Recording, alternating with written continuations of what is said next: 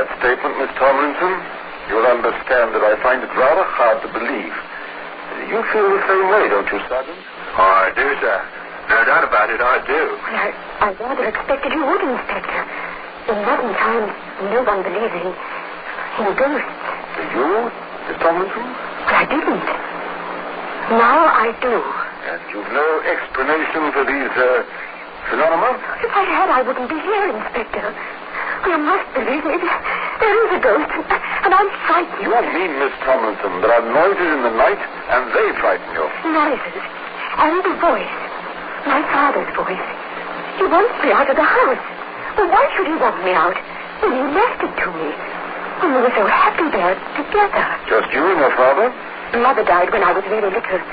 I hardly knew her. Now there's only myself. And the house? Haunted. I see.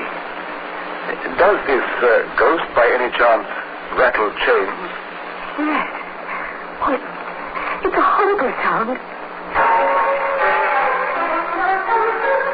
Apparently the good inspector had his own ideas about this ghost. In fact, after Joan Tomlinson left his office. Interested, Preston? In ghosts? Little, sir? In good-looking heiresses, Sergeant. Oh, that, sir. No, sir.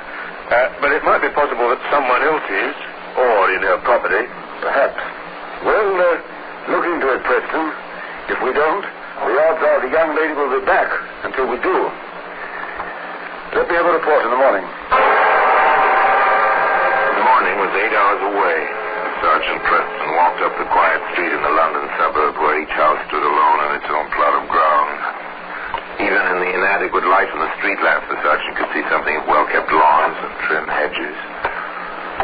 turned into the concrete driveway, skirted two garages, tandem back gardens, finding his way to a screened back porch where a light showed briefly.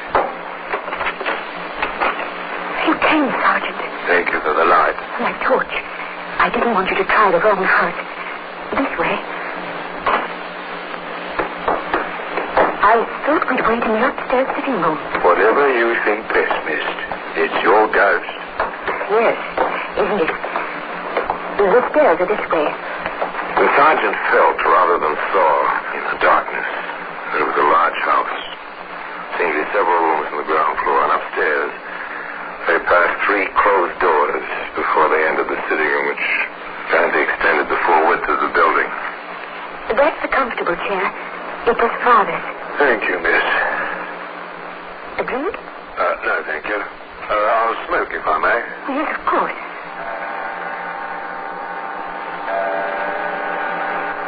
When does he come? Midnight?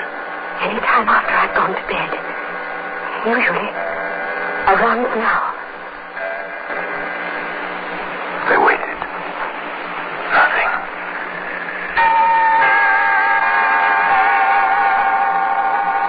Think he'll come tonight, miss?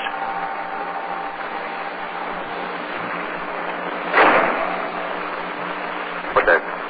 It's starting. You'll see. It's starting.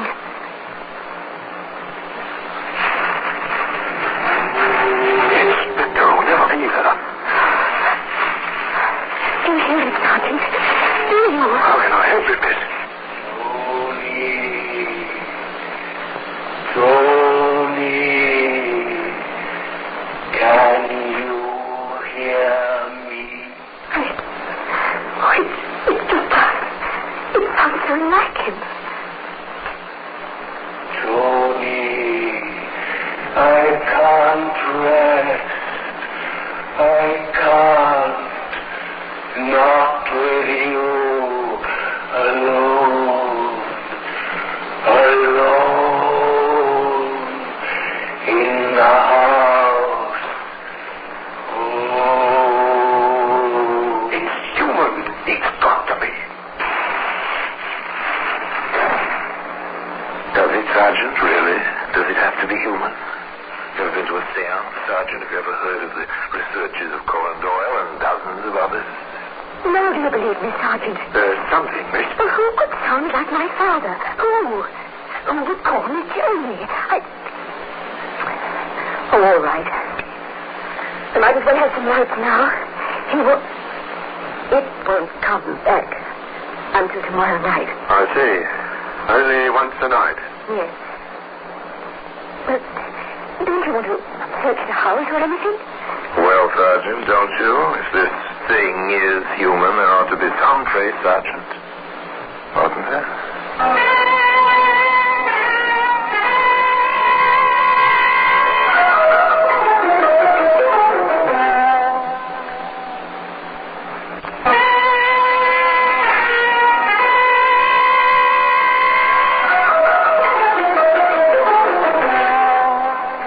No, miss. Whatever it is will be gone now. Maybe tomorrow night. Well, you report this to the inspector. Oh, please. Yes, of course. Shouldn't you go to a hotel for a while, miss, till this is cleared up? Oh, I thought of that a week ago, Sergeant. But, well, I like my own room. And if it isn't my father, he won't harm me. He'd never do that.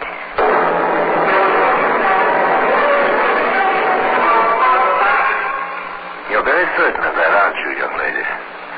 Aren't you a bit confused? If you believe that, why worry? Why go to the police, to the yard? Why be frightened of a fatherly ghost?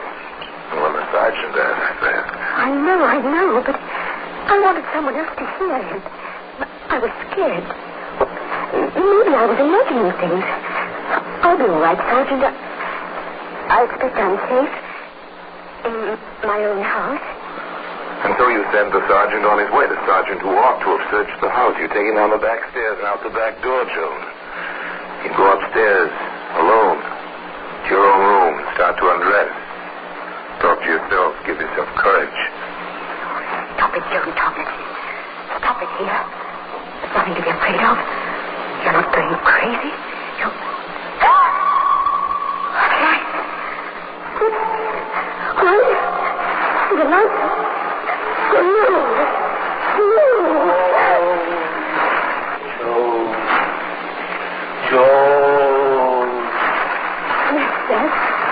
Yes? Go away, Joan. Go away before I have to hurt you. I don't want to.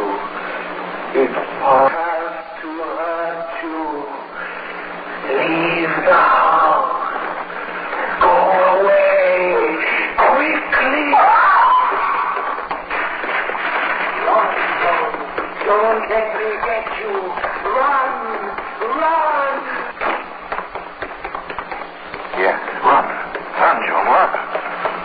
Menacing it now. Run, Joan, out into the black hallway down the front stairs. Run.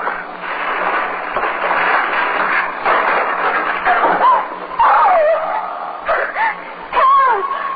Can somebody help me?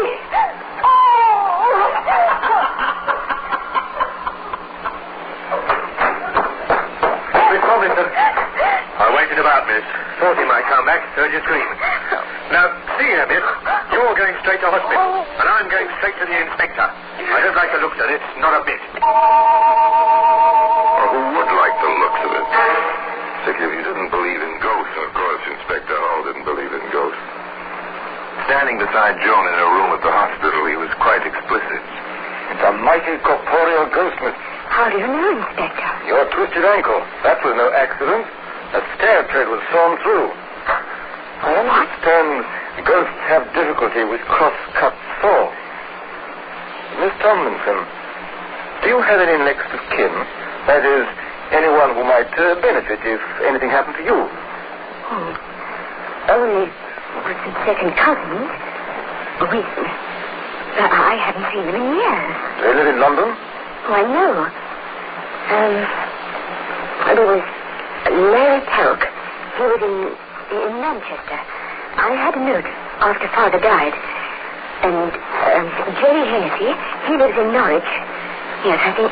And yes, of course. On his car stairs. Father spoke of her.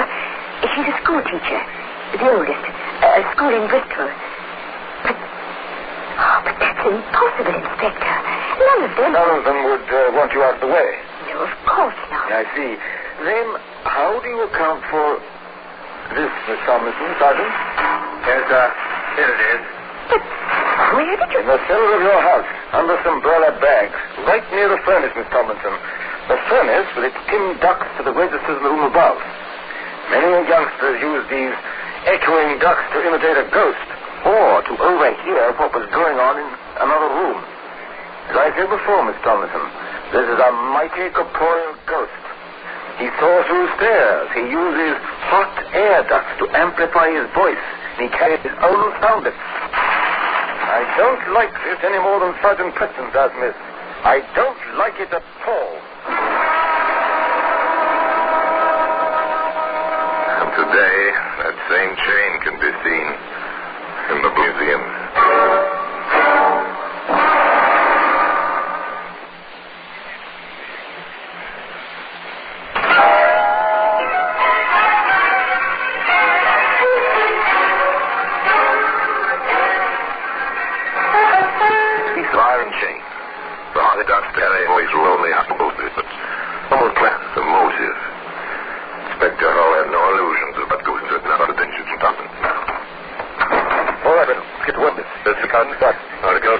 Where is a will not a way? Start from a meeting. The girl was wrong about her ghost. She can be wrong about her cousins. Get the wires out, Preston. And I want an unobtrusive guard on the house, 24 hours a day. You've got the names of those people she mentioned? Simple. Routine. Teletype messages. Advise earliest convenience. Well, the advice came so conveniently early that Inspector Hull, who sat at his desk with the 350 paper before him, remarked to Sergeant Preston, "It's unbelievable, Sergeant. Coincidence? Goes at my foot. All three dead, a few days of each other. All three trials unsolved. Telk, July 6th. Hennessy, July 8th.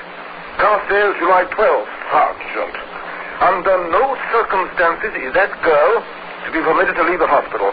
That's an order. She's safe there." "How long, Inspector?" "Until I get back." "Back, sir?" "Don't look blank, Preston. Just look at these telegraph replies. I'm making a cook's tour of these three cities, Manchester, Norwich, and Bristol. Obviously, I need facts. There seem to be quite a few facts in Manchester, Norwich, and Bristol.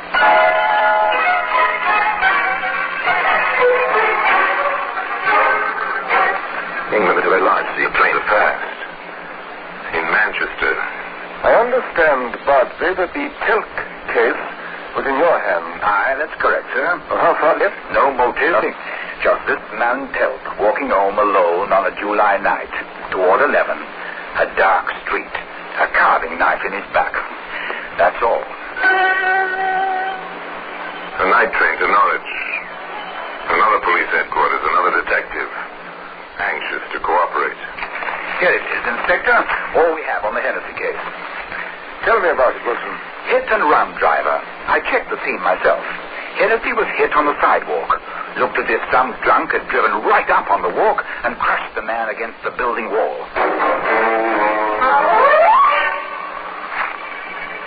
And so a pattern emerges.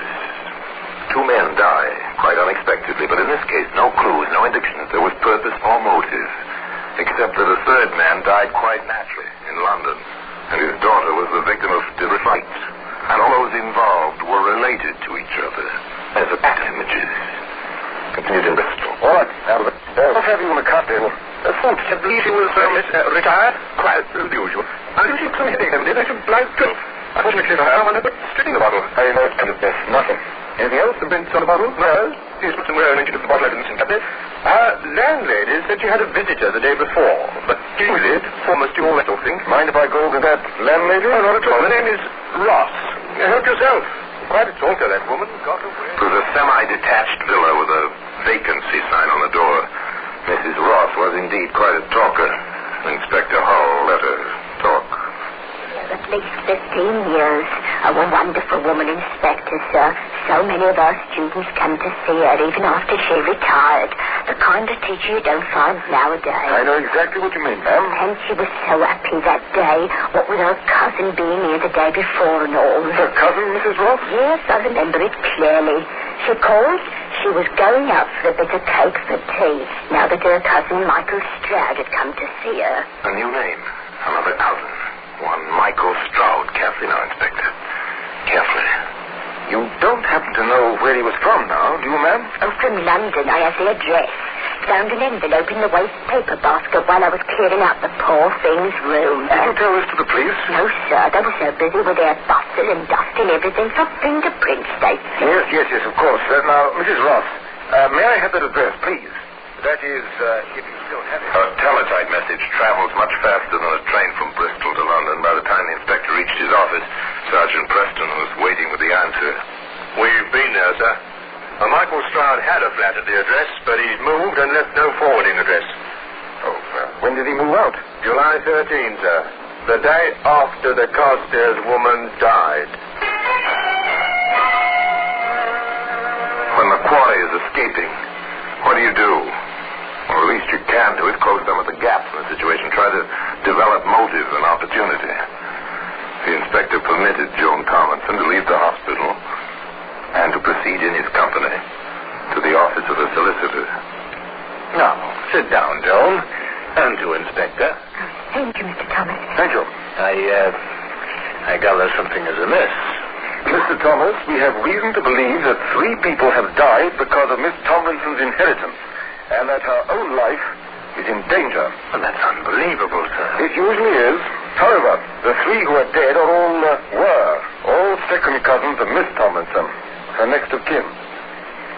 What we are here to find out is, does the will under which she inherits her property state to whom that property devises in the event of her death? Not exactly. That is, if she dies intestate, the property under the law would pass to her next of kin, in equal shares, of course. Mr. Thomas, with all her second cousins dead, a third cousin would be next in line, correct? Oh, absolutely. Of course, I know of no such relative, sir. Unfortunately, sir, we do. His name is Michael Stroud. His whereabouts at present are unknown. Motive present. Very definitely present. Opportunity obvious. And seized at least 3 3 times, in Manchester, Norwich, and Bristol. As to the next move, the inspector outlined a plan. Miss Tomlinson, do you still believe in ghosts? No, not so. Would you be afraid to stay alone? I see. I'm due to see the gas. Absolutely. You what? Will you... Well, they began. Joan left the hospital, returned to her house, to the memories, to the now silent ducks, to the still chiming clock.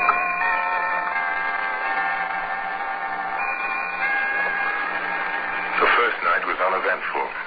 Others followed.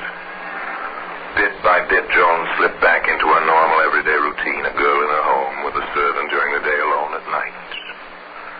The ghost. The 3 deaths in 3 cities. The inspector began to take on aspects of a dream. Reality was coming home after an evening in the city, going upstairs, listening to the little clock. Preparing for sleep, indulging in a little habit of talking to herself. There's nothing to worry about. Really nothing. He's gone away.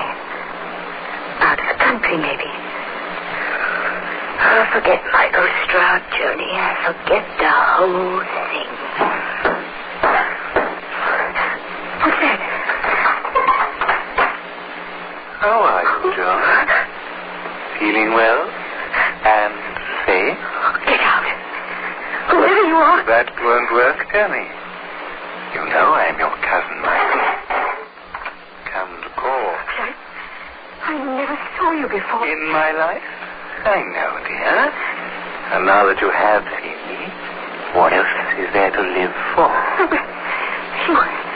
You couldn't get away with it. Oh, yes, I could. I can. I will. You'll be a lovely suicide, dear.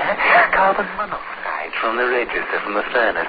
Or maybe they'll call it accidental death. Inspector Howard find you. Oh? He led away. I doubt it. He wasn't around to seize me tonight, was he? And I'm very good at hiding. More than ever tie me to Cousin Laddie or Cousin Jerry or Cousin... They will. They have. There is fingerprints. Ah, there now. That's their worry, not mine. Now sit down. In that chair. I won't. Sit down. I have it planned perfectly, John. You'll sit down, I'll tie you in that chair, shut the windows, the door, turn on the heat.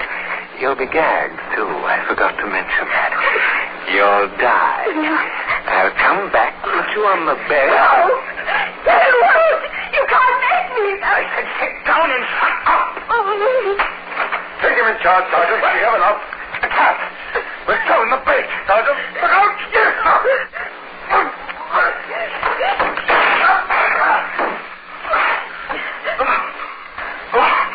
Thank you, sir. For getting his gun away, sir. Nicely handled, Sergeant. You all right, Miss Tomlinson? Yes, I think so. He is a very corporeal ghost. Isn't he, Inspector? Definitely. And I believe his corporeal fingerprints will match those on the handle of a very corporeal knife in Manchester, a steering wheel in Norwich, a bottle in Bristol, and a certain chain in the possession of Scotland Yard. The case was clear. The defense was helpless. The case was closed at judicial time one morning in the usual manner.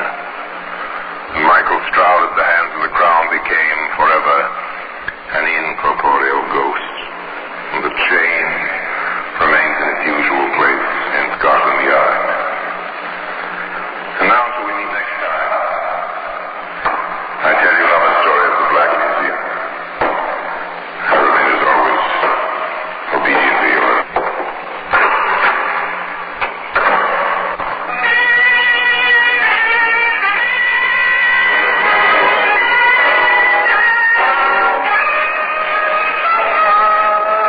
This is Orson Welles, speaking from London.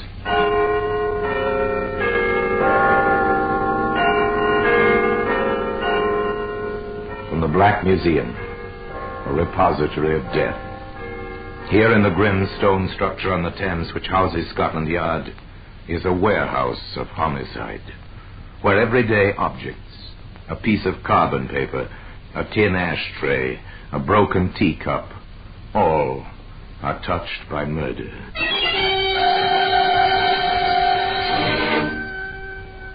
Now here's a woman's powder puff, faded pink.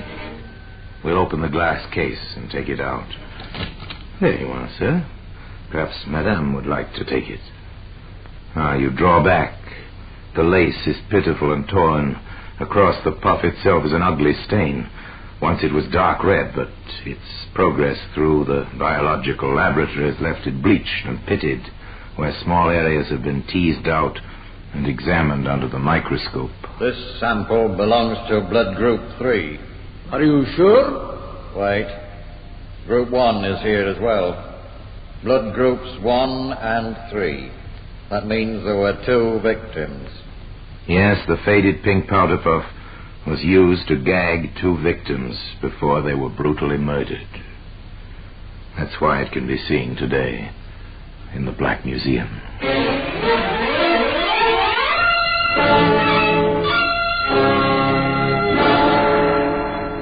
From the annals of the Criminal Investigation Department of the London Police, we bring you the dramatic stories of the crimes recorded by the objects in Scotland Yard's Gallery of Death, the Black Museum.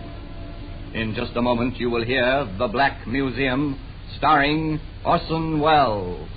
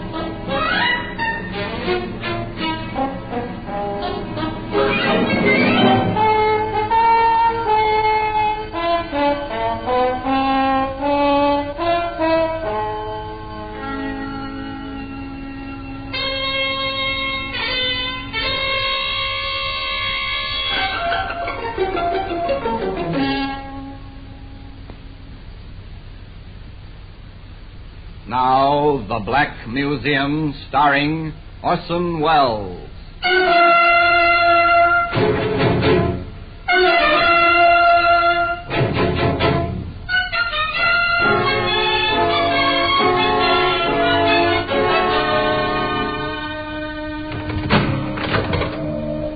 Well, here we are in the Black Museum. Yes, beyond these stone walls, London throbs and is alive, but within these rooms, there's silence and death. It's very quiet. Come with me. Under the frieze of death masks, the masks of criminals of bygone days, suspended grimly under the ceiling, we pass slowly along the rows of murder exhibits, not always frightening in themselves, but terrifying when considered in relation to their history. There, matchbox. Here's a nail file. Each exhibit marked with the names of the killer and the victim. But our objective now is the powder puff. As it lies on the palm of my hand, let's turn back the clock and meet the man who used it for a grim purpose. His name, Richard William Hyson. The time, dawn on the morning of Friday, October the 18th, 1946. The place, Pentonville Prison. This is it, boys? Take it easy, Hyson. You've got about a couple of hours. Give me a cigarette. I say. You're too kind. Oh, this is 20 days we've had in here, isn't it? Yes, 20 days. You won't forget me, will you? No, we won't forget you. Before I go, you must remind me to compliment the management. The food's been excellent. I can thoroughly recommend it to future guests. I've only one complaint. What's that, Hyson? The execution shed is too close. I'm sure I could hear the hangman practicing with a sandbag last night. Nonsense. Here, have a wash. After I've finished my cigarette. All right. No hurry. No hurry. 2 hours to go. 2 hours in which to reminisce. I think I was right not to see my mother and father. They wanted to see you. Well, that's because they remembered me as I was. Big, blonde, and handsome. But they never really knew me. I nearly killed a girl when I was 16. Did you? Yes. It was at a kid's party. After playing Postman's Knock, we got tired of that. And I suggested we should play the popular parlor game of murder. Somebody commits a crime in the dark, and the rest of the party are supposed to discover the culprit. Young Richard Hyson entered into the spirit of the thing with zest. Jean, you come with me. All right, Dick. Let's go upstairs. What shall we do? Oh, never mind. I'll tell you. Let's go up while nobody's looking. Come on. Here's a box room. Let's go in. No, I'd rather not. Let's hide here. In you come. No, Dick. Don't be afraid. It's only a game. I'm putting this handkerchief in your mouth. Oh, let me go. Now I'm squeezing your throat. Shut up.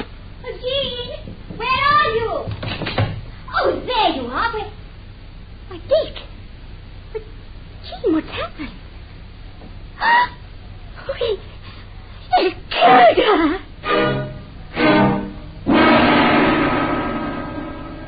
It was fortunate for young Dick Hyson the girl was not dead, but she was hurt and badly frightened.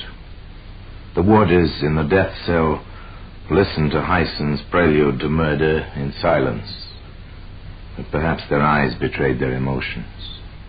You're shocked, aren't you? Oh, give me the towel, will you? Oh, thank you so much. You make a good batman.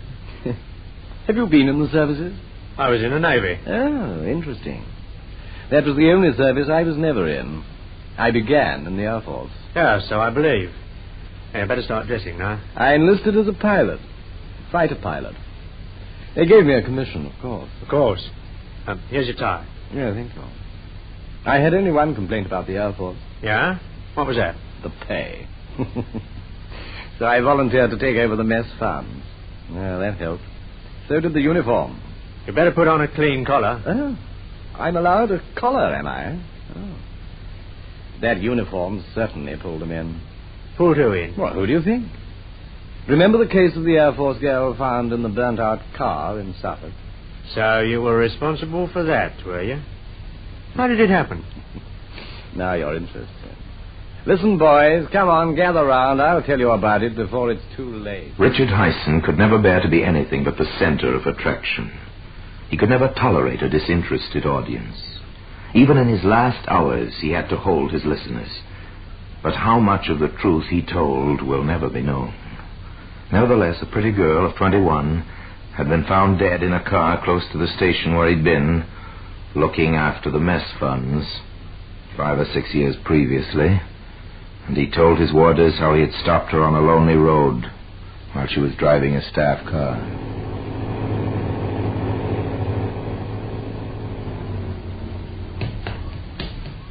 Hello there.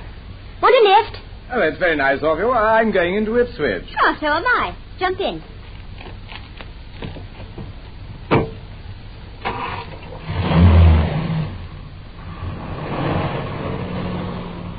What's your name? Parker, sir. And your first name? Joyce, sir. I'm Richard Hyson. You can call me Dick and drop the sir. Yeah, I think I've met you before. Oh, I've seen you, too. At the command dock. Yes, it might have been. Well, it was. I've been thinking about you ever since, Joyce. Oh, I don't believe a word of it, Mr. Hyson. Dick. Look out. Watch that bend. Oh, I'm sorry. Oh, never mind, sweetheart. I've got nerves of steel. But I'd be happier if you let me take over. Yes, perhaps it would be a good idea. Thanks. But don't bother to get out. I'll get out my side.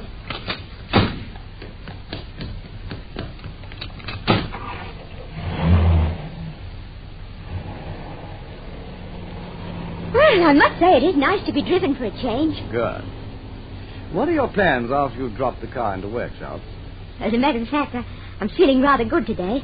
You see, it's my birthday, And my mum sent me a very nice present this morning. Well, many happy returns. And how old are you? 21. Congratulations. She's 21 today. 21. What did they send you? Money. Oh, that's always the most sensible gift. Yes, it is, isn't it? I say, are we on the right road? Yeah, I think so. We're not, you know. We're right off the road now. Hey, stop. Hey, I thought you were supposed to be a good driver. So I am. Come here. No, you've made a mistake. I'm not that sort of a girl. Let me go. Yeah, you would you? You're mad. Where's the money? Here, take it. Now let me go, please. Oh, no. Please let me go. I promise I won't tell.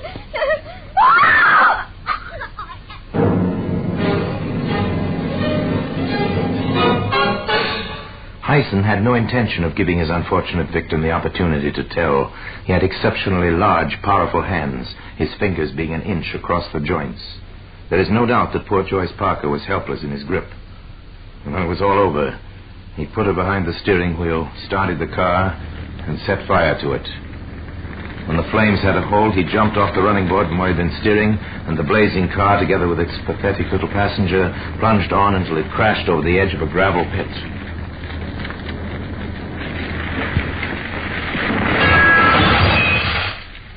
The crime had every appearance of being an accident, and Richard Hyson went to the picture alone that night, all expenses paid. He hadn't yet left behind any vital clues, such as might be seen today in the Black Museum. In just a moment, we will continue with The Black Museum, starring Orson Welles.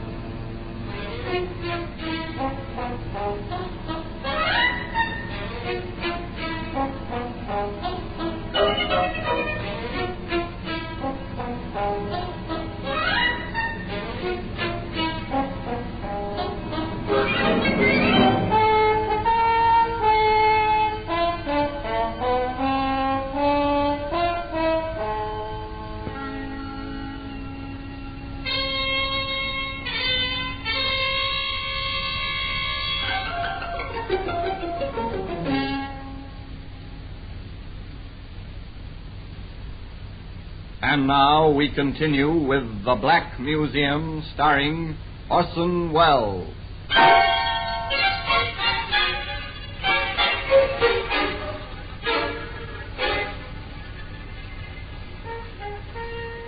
We returned to number 2 death cell in Pentonville Prison.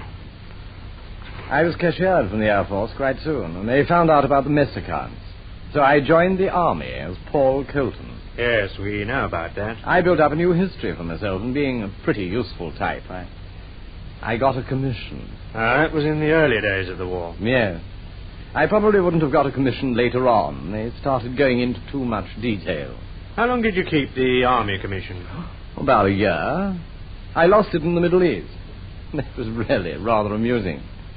I was visiting the mess at HQ when I heard the general talking about selling his car before he was posted to a new command. That gave me an idea. Excuse me, sir. Yes? My name's Colton, sir. I'm sorry to hear you're leaving the command. I wonder whether you might be thinking of disposing of that private car of yours. Do you want to buy it? Yes, sir. You'd better have a word with my ADC. Smithers. Yes, sir? Mr. Colton here wants to buy the car. Sort it out with him, will you? Of course, sir. And Second Lieutenant Colton, alias Hyson, wrote out a check for £100, which was exactly £100 more than he had in the bank. That check bounced quicker than a golf ball. But I'd sold the old man's car even quicker and spent what I got for it. So, bang went commission number 2, Yes, they cashiered me. Which I told them I thought was rather hard on a first offender. First offender? Well, in the Army, yes. Instead of coming home, I dropped off the ship in South Africa. I joined the Army there. And believe me, it wasn't long before I got myself posted to England. That meant London for me. And those certainly were the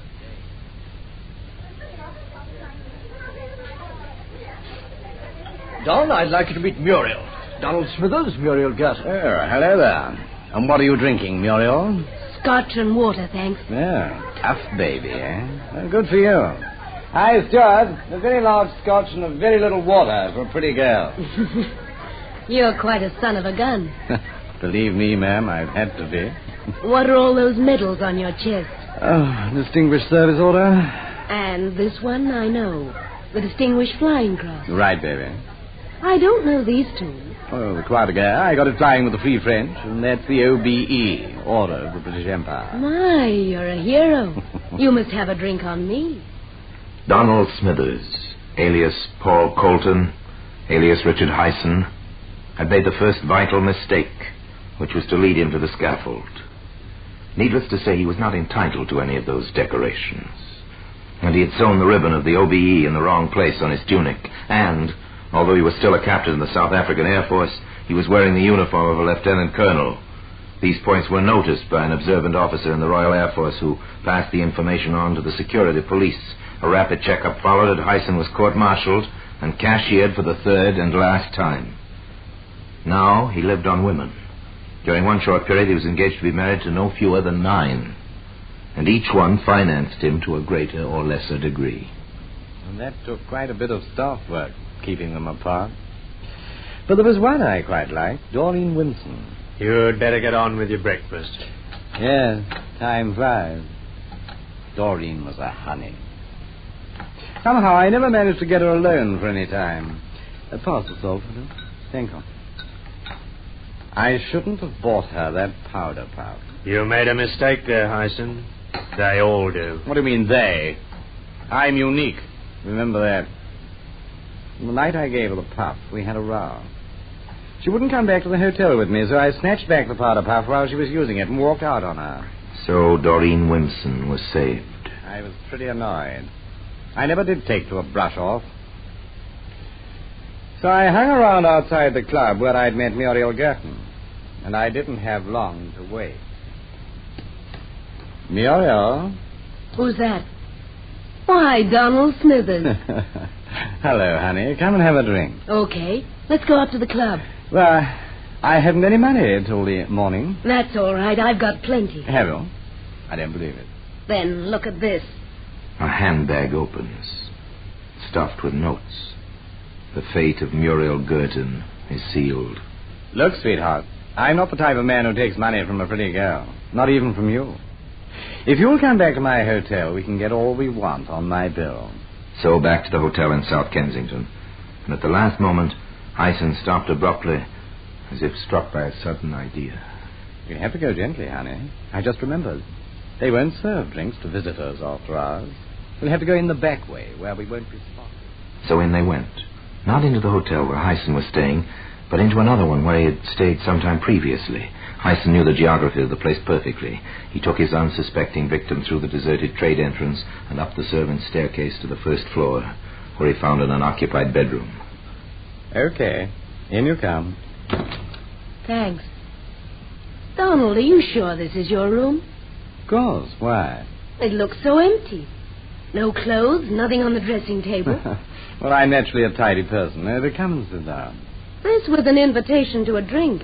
No, there are better things to do than drink. Come on, sit down. Now, look here. I may be tough, but I'm not... Sit down. Why, you beast. I'll scream. Well, there's a present for you. Powder puff in your mouth. That'll keep it quiet. Now, my beauty, I've got you exactly where I want you.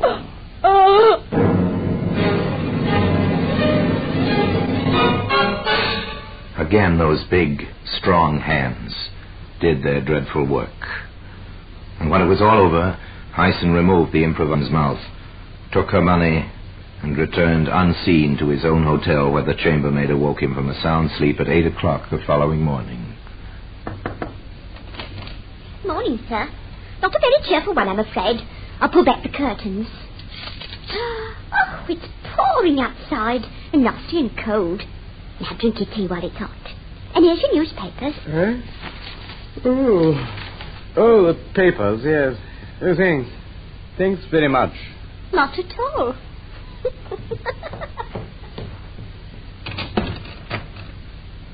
Papers. Now, let me see. Woman found strangled in small hotel. Murder in South Kensington. Police are making widespread inquiries amongst the deceased friends and acquaintances in the hope of tracking down the murderer. The staff and members of a well-known Kensington club are being questioned this morning. They are they? Then the chances are that the swine who split on me to the South African War Department is going to open his mouth again. He'll remember I was with her. I must get out of London quick. It so happened that Hyson's panic was needless. The RAF officer was posted now, and he didn't come forward. Neither did the man who had introduced Hyson to his victim. But the scientists at Scotland Yard were becoming interested in traces of pink wool, which they found in the dead woman's mouth. There's no doubt we've got particles of face powder on this fragment. So the murderer must have gagged her with a powder puff of all things. But her own powder puff, which is white, was still in her handbag. That means the puff which was used by the murderer was taken away by him. The fibres are quite new. There's no dust on them, and the powder hasn't had time to get into the material.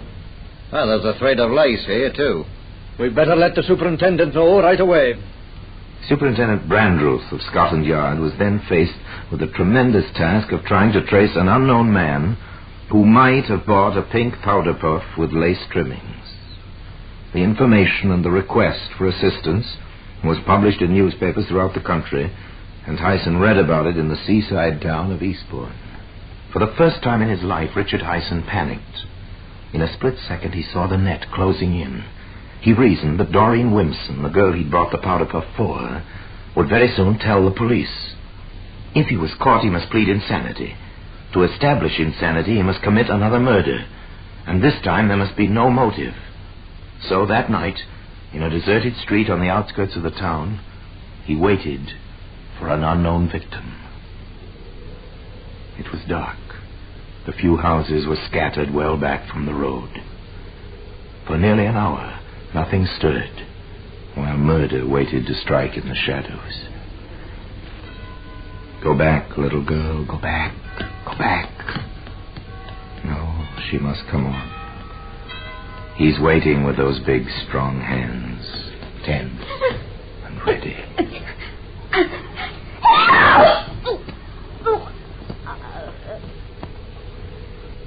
The powder puff becomes a gag for the second time. The deed is done.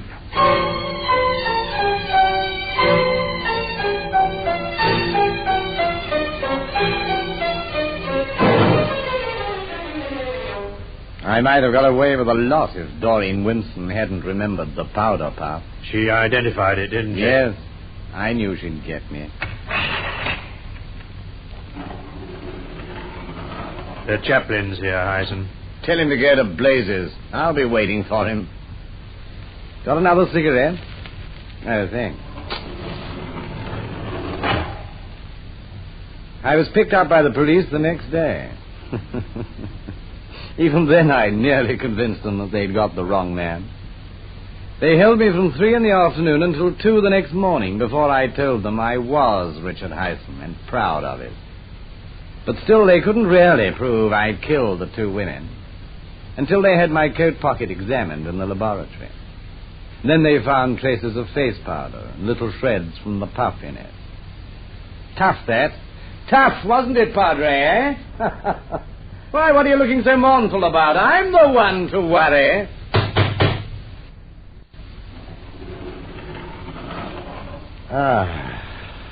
So the hangman's here at last. Yes, Hyson. It's nearly over.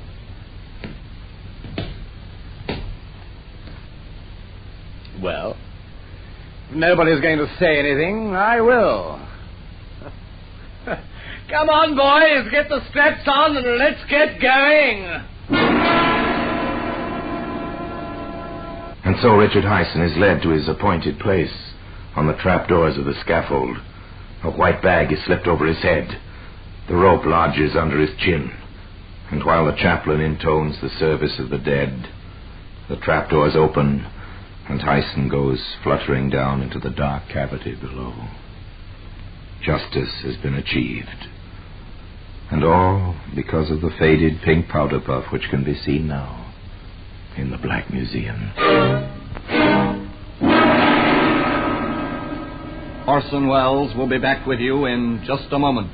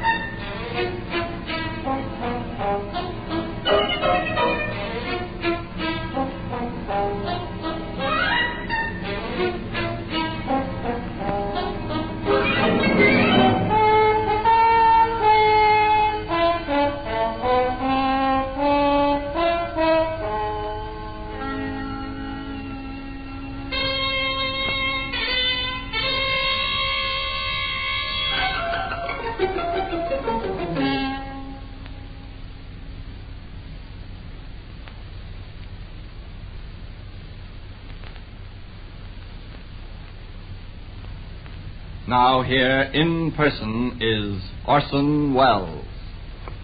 Hyson loved the limelight, and he was nothing if not bold. He did serve in the Army and the Air Force, but his decorations and his tales of gallantry and action were all lies. He lived on lies, forever hoping that they would never catch up with him. But one by one they did, and with them came the evidence. From the bad check he gave to the general in the Middle East, to the pink powder puff he gave to the one girl he admired in London. He hoped, of course, that the world would believe him to be insane. That would have spared him the final horror of the scaffold, and he might have been alive today in the grim fastnesses of Broadmoor, the criminal asylum. Was he mad? Well, you've heard the story. So another chapter of murder is closed, and the little pink powder puff, faded now, has its place in criminal history. And now, until we meet next time in the same place, I tell you another story about the Black Museum. I remain, as always, obediently yours.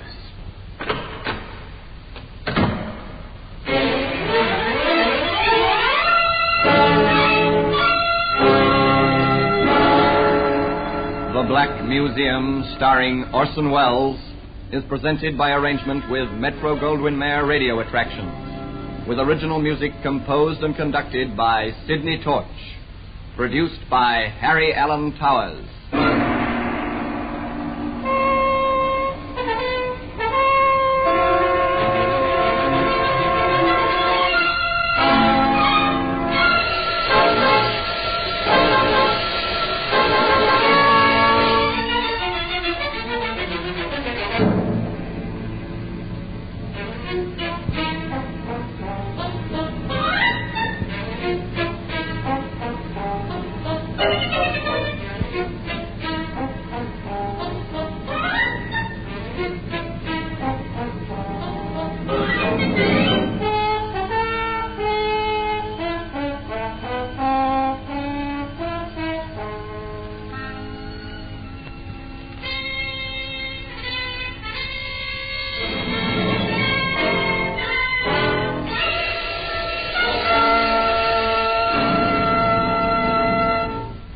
This is Orson Welles, speaking from London.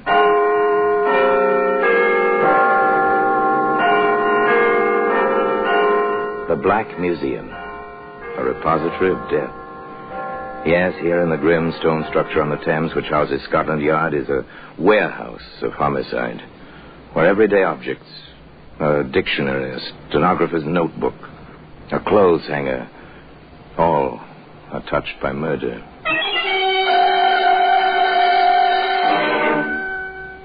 Here's a postcard. It's a familiar object, slightly soiled in its passage through the mails. Usual cancellation over the stamp, an ordinary address, 29 St. Paul's Road, London. The message? Oh, yes. On the message side, a drawing, rather well done, of the rising sun. Rather a conventional representation, isn't it, Sergeant? Yes, sir. Conventional, still a rather unconventional matter.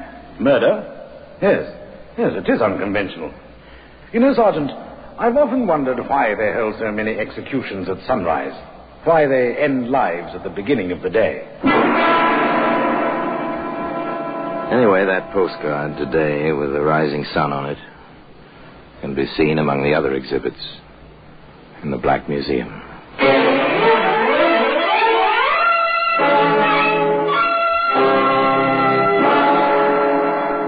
From the annals of the Criminal Investigation Department of the London Police, we bring you the dramatic stories of the crimes recorded by the objects in Scotland Yard's Gallery of Death, the Black Museum. In just a moment, you will hear The Black Museum, starring Orson Welles.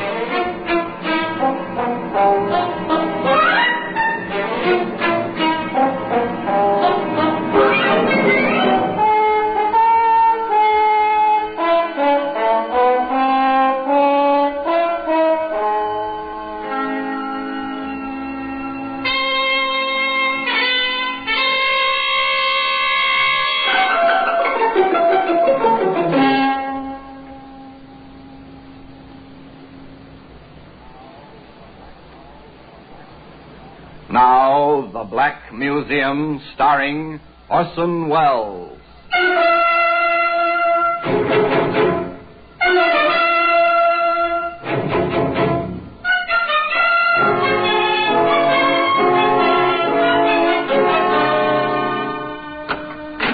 Well, here we are, in the Black Museum.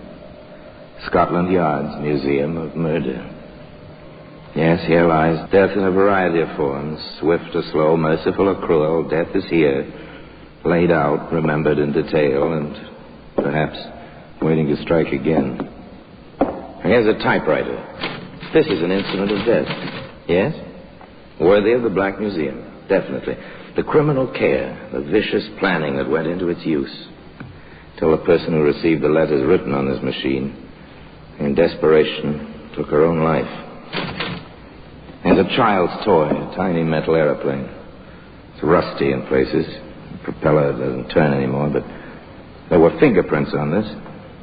They placed a killer at the scene of the crime, for which he was hanged. Now, here we are, the postcard. The postcard with its drawing of a rising sun. It's clear at once that a skilled hand drew this tiny picture. In this case, many things were clear almost at once, and conclusions were drawn. However, that, of course, is the story. The story which begins for us as Alfie Vine and his elderly mother turn into the entrance of 29 St. Paul's Road, London. Alfie, I refuse to go a step further until you've told me what this is all about. I'm surprising you, Mums. Oh, you've come all this way. Are you going to spoil it all now? I'll not set foot in this house until you stop all this mystery. Oh, Mums. Well, this is where I've got my rooms. You're living here? Oh, 29 St. Paul's. You know the address. It's rather dirty. My place is all right. It's only the outside, and it's cheap. Alfie, you've not wanted to show me this before. I want to show you the girl who's waiting upstairs. Alfie, you haven't gone and got married. Not yet, Mums, but we're planning, so I want you to meet her. All right. I'll go in. They went in. The shabby young man, the rusty, black-clad, gray-haired woman. They climbed the stairs, one flight only one, but enough for Mrs. Vine to see the scabby walls, the dirty stair rail, the untidy hall. Alfie placed his key in the lock and turned it and opened the door. Light from the window revealed a single room, a washstand, a bed. mother had reason to scream. There was a young lady on the bed, clad in the remnants of a nightgown. The gown, the sheets, the pillow were blood-stained. Why wouldn't they be? The young lady's head had been severed from her body. His mother, given into the care of a neighbor, Alfie Vine summoned the police.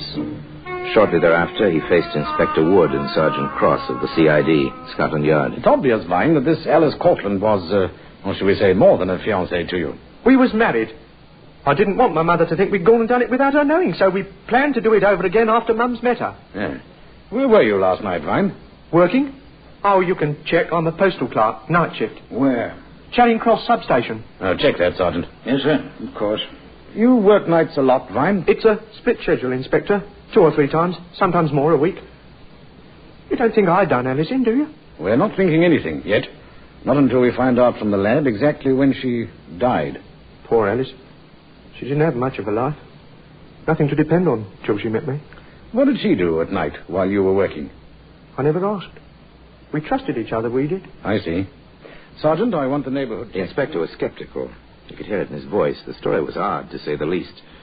It became a trifle more odd when Sergeant Cross reported. They knew her all right. Every bar in the district, but not as Alice Vine. In most places, she was Daisy Cummins. Inspector understood. Came as no surprise, therefore, when a frightened little man, a Marty Shaw, ship's cook on leave, turned up at the yard.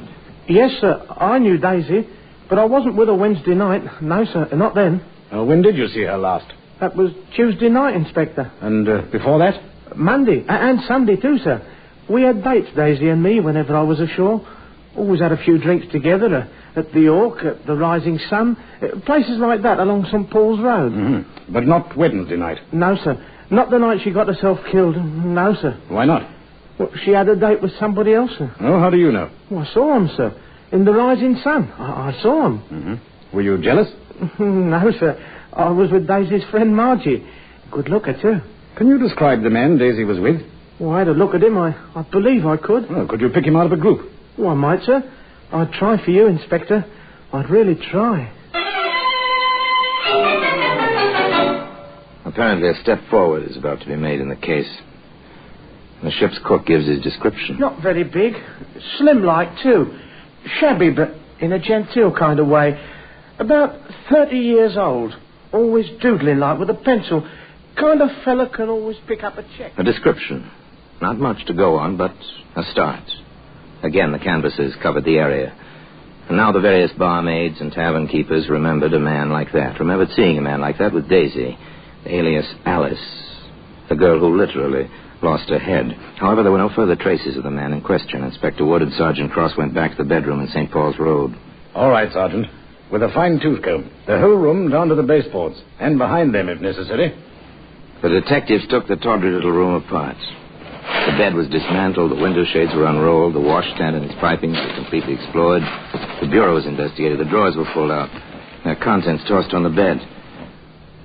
Hello. Here's something, Inspector. A postcard, I see. Postmarked the day before. Where was it? Caught in the back of this drawer, between the backboard and the bottom. Yeah, interesting. What do you make of that drawing, Sergeant? It looks like the old Jap flag to me. I don't know of any Japanese eating place near here, Inspector. Dear Daisy, meet me at 8:15 at the... whatever the picture means. It's a rising sun, isn't it, Sergeant?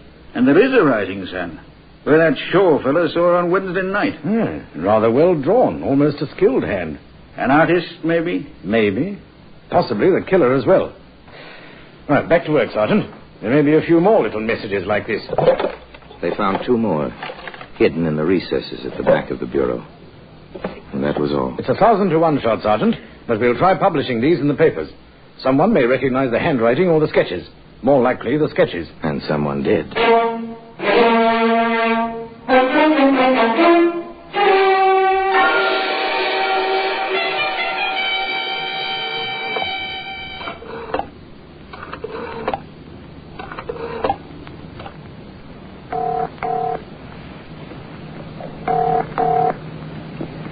Hello? Larry? This is May. May, this is wonderful. Is it, Larry? Of course it is. Then why haven't I heard from you in weeks? After we had our quarrel, dear, I thought a certain beautiful model was pretty well through with a certain artist. I should be. But you're not? Larry, have you seen today's newspapers? No. Why? It's quite simple. A girl you'd been sending postcards to was murdered Wednesday night. How do you know I sent her cards? They're in the paper with drawings. I know your style, even in the paper. I should be flattered, I guess. I'm not. Larry, the police want to know who sent those cards. May, will you believe me when I tell you I never killed anyone? I believe you. I know you. Then, for old time's sake, will you help me? I'm in trouble, May. Real trouble. What would you want me to do, Harry? If anyone asks you, anyone at all, will you say we were together from 10:30 on Wednesday night? For how long? An hour or so. Then you went to Earl's Court and I went to King's Cross. Will you? Were you with her? Does it matter, May? No, not anymore, I suppose. Then try to remember, May, please. 10:30, Earl's Court, King's Cross.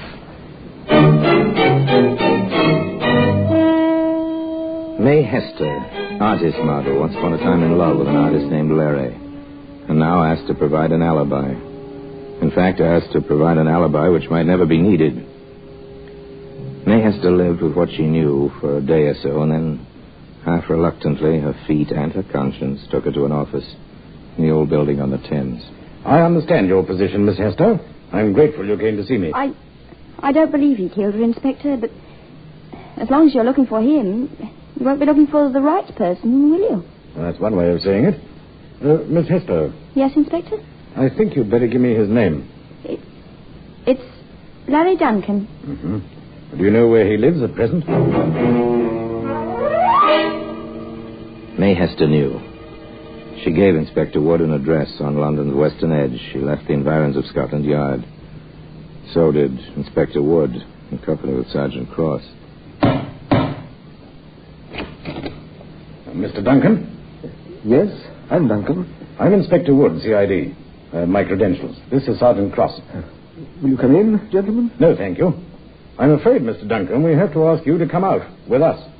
We need to ask you a few questions, and it'll be more convenient down at the yard. Well, today, the postcard with a little picture of the rising sun on it as part of the exhibits in the Black Museum. In just a moment, we will continue with The Black Museum, starring Orson Welles.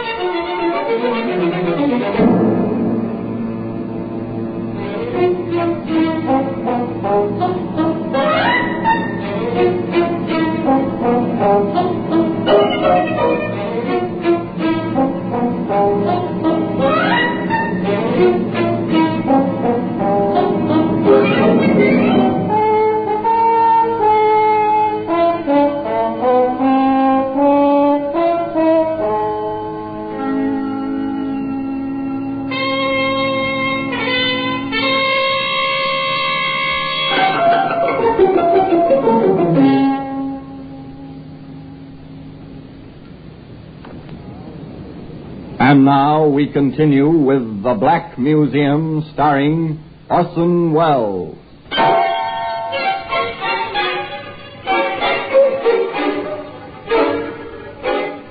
Larry Duncan was held on suspicion of murder. The inspector was convinced of his guilt. Duncan protested his innocence.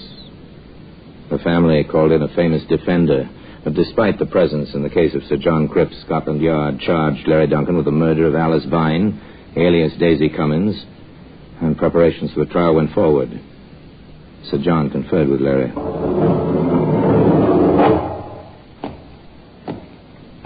How are you, my boy? Very well, sir. Does my prison pallor show as yet? Not yet. I like your confidence, Larry. I didn't kill the woman, sir. However, you were seen with her that night. A man, a sailor, I believe, who had been with her the 3 nights previous, saw you both together in the Rising Sun. That's why I asked May to say we'd been together after 10:30 that night. Well, they have another witness, a tram conductor, who states he saw you leave that house at 5 in the morning. He couldn't have seen me. I take your word. But will a jury after that false alibi? I'll have to take my chances on that, I guess. Well, we'll see. Perhaps a little further investigation may bring a few more facts to light.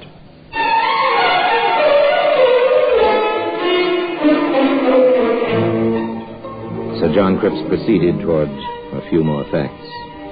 But he kept what he learned very quiet. Not until the trial itself did he reveal his strategy, or the evidence he expected to produce. In fact, the first move came sometime after Inspector Wood and Sergeant Cross had placed the police case in the record. The tram conductor, one Charles Powers, was on the witness stand. And are you certain, Mr. Powers, that the prisoner in the dock is the man you saw leaving 29 St. Paul's Road that morning? I am that, sir. Positive. How, Mr. Powers? By his walk, sir. He has a kind of free-swinging stride. Thank you. You may cross-examine. Thank you. Mr. Powers, let me refresh my memory. You have said the weather that tragic morning was drizzly. Yeah, I did say so. It was. Thank you. And that you saw the man quite clearly by the light of a lamppost. Yes, sir, that's correct. And further, that you heard a church clock in the vicinity strike 5. I did. My lord, I offer in evidence as a rebuttal of this man's testimony the reports duly attested of the Electric Light Company servicing that district, which contains the record that the street lights were extinguished that morning at 4:37 a.m. This man could not have seen anyone by the light of a street lamp. Mark it for evidence. And if it please the court, I have here the duly attested records of the London Weather Bureau.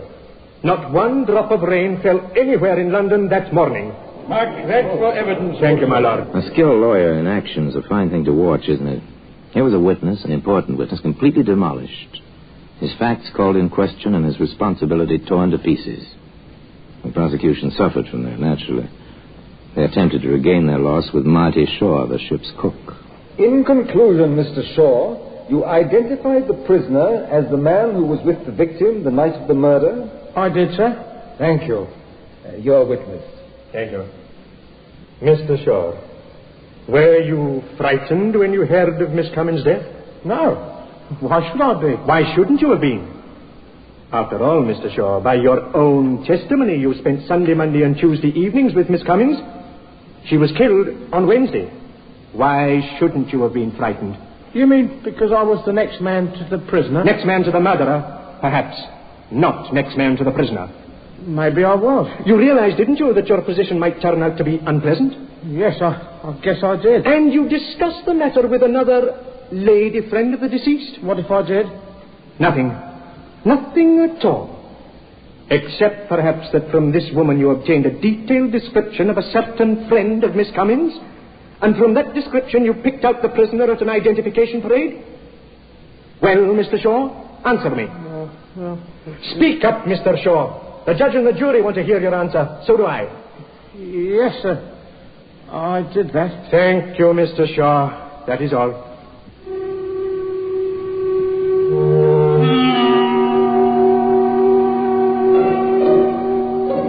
Another witness's testimony discredited. His motives called in question. The propriety of his identification more than called in question. The courtroom crowd was making bets as it filed out after the first day. The odds were swinging away from the prosecution and toward the young man who sat quietly in the prisoner's dock, sketching. After all, Larry Duncan was an artist. An artist wants to keep the record of his experiences, even when his life hangs in the balance.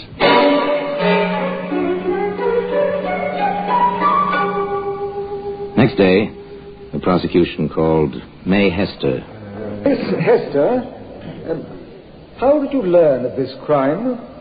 In the newspapers. And how did you first connect the prisoner with it, in your mind? Well, when I saw the postcard in the paper, the one with the drawing on it, it was Larry's, Mr. Duncan's tile. I recognized it. What did you do?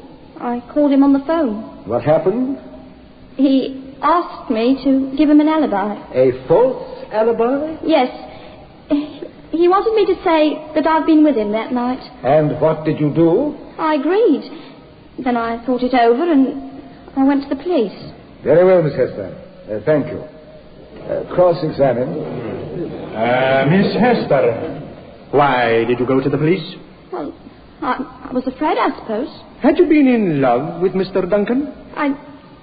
That is, yes. Was he in love with you? I thought so. Have you ever heard of an emotion called jealousy, Miss Hester? It was over.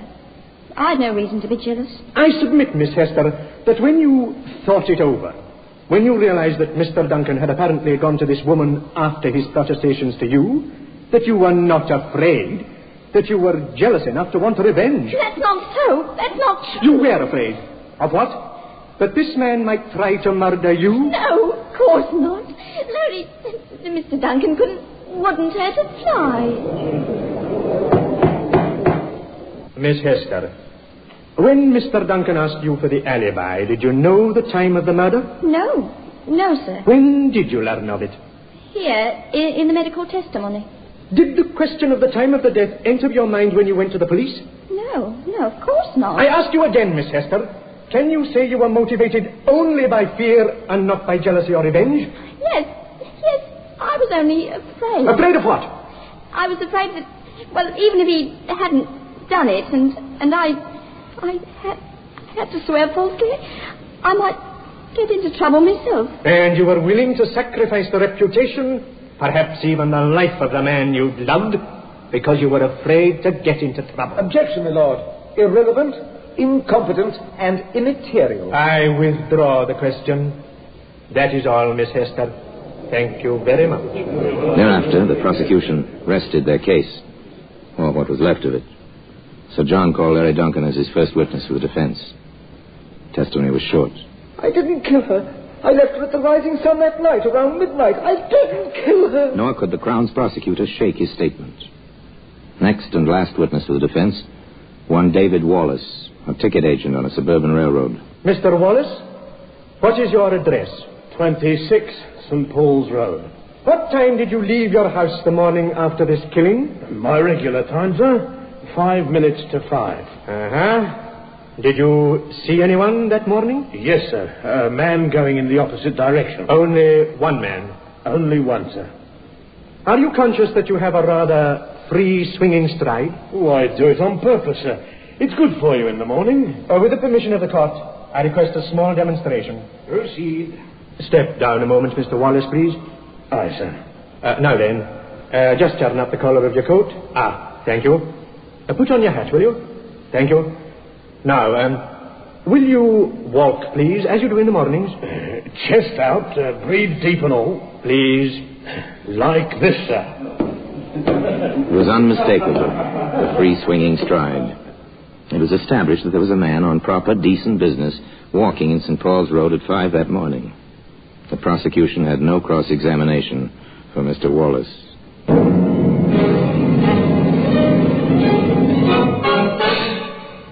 The Crown summed up. Sir John summed up. The judge's charge was brief and to the point. In cases such as this, if there is any reasonable doubt in your minds, gentlemen of the jury, it is incumbent on you to give the prisoner the benefit of that doubt. At 8:30 the same evening, the jury filed back into the box. The clerk solemnly intoned the old question. Have you reached a verdict? We have. Again the clerk spoke. What is your verdict? We find the accused not guilty.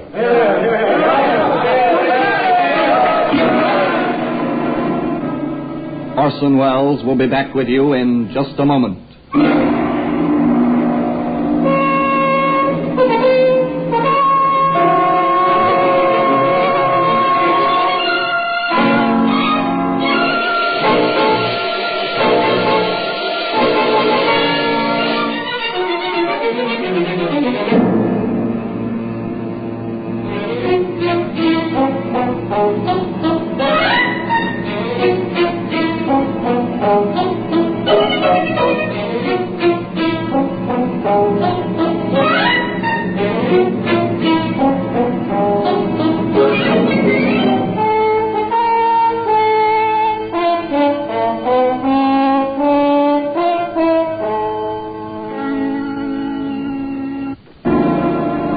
today, that postcard, whatever it may mean with its rising sun, reposes in a place of honor in the Black Museum.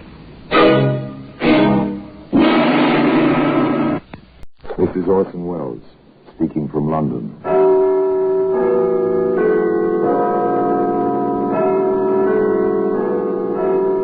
The Black Museum, a repository of death. Here in the grim stone structure on the Thames, which houses Scotland Yard, is a warehouse of homicide, where everyday objects, a milk bottle, a woman's hairnet, a bit of fly paper, all are touched by murder.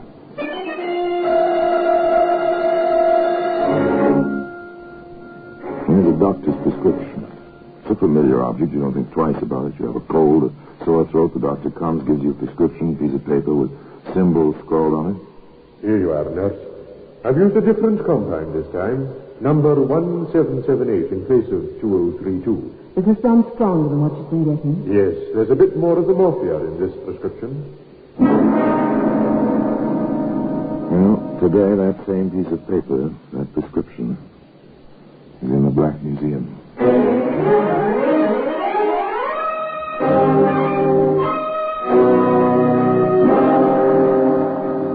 From the annals of the Criminal Investigation Department of the London Police, we bring you the dramatic stories of the crimes recorded by the objects in Scotland Yard's Gallery of Death, the Black Museum.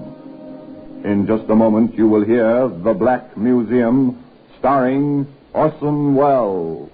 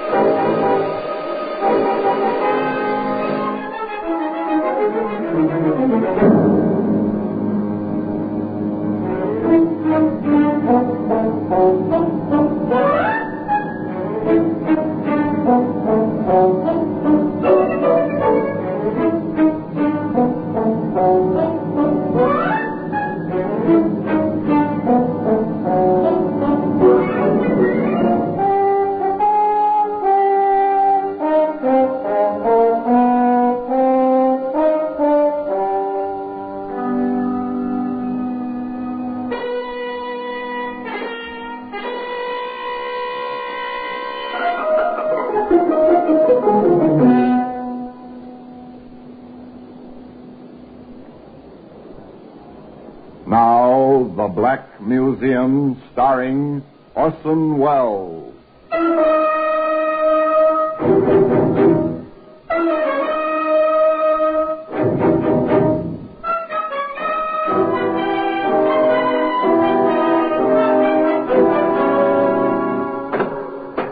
Well, here we are, in the Black Museum, Scotland Yard's Museum of Murder.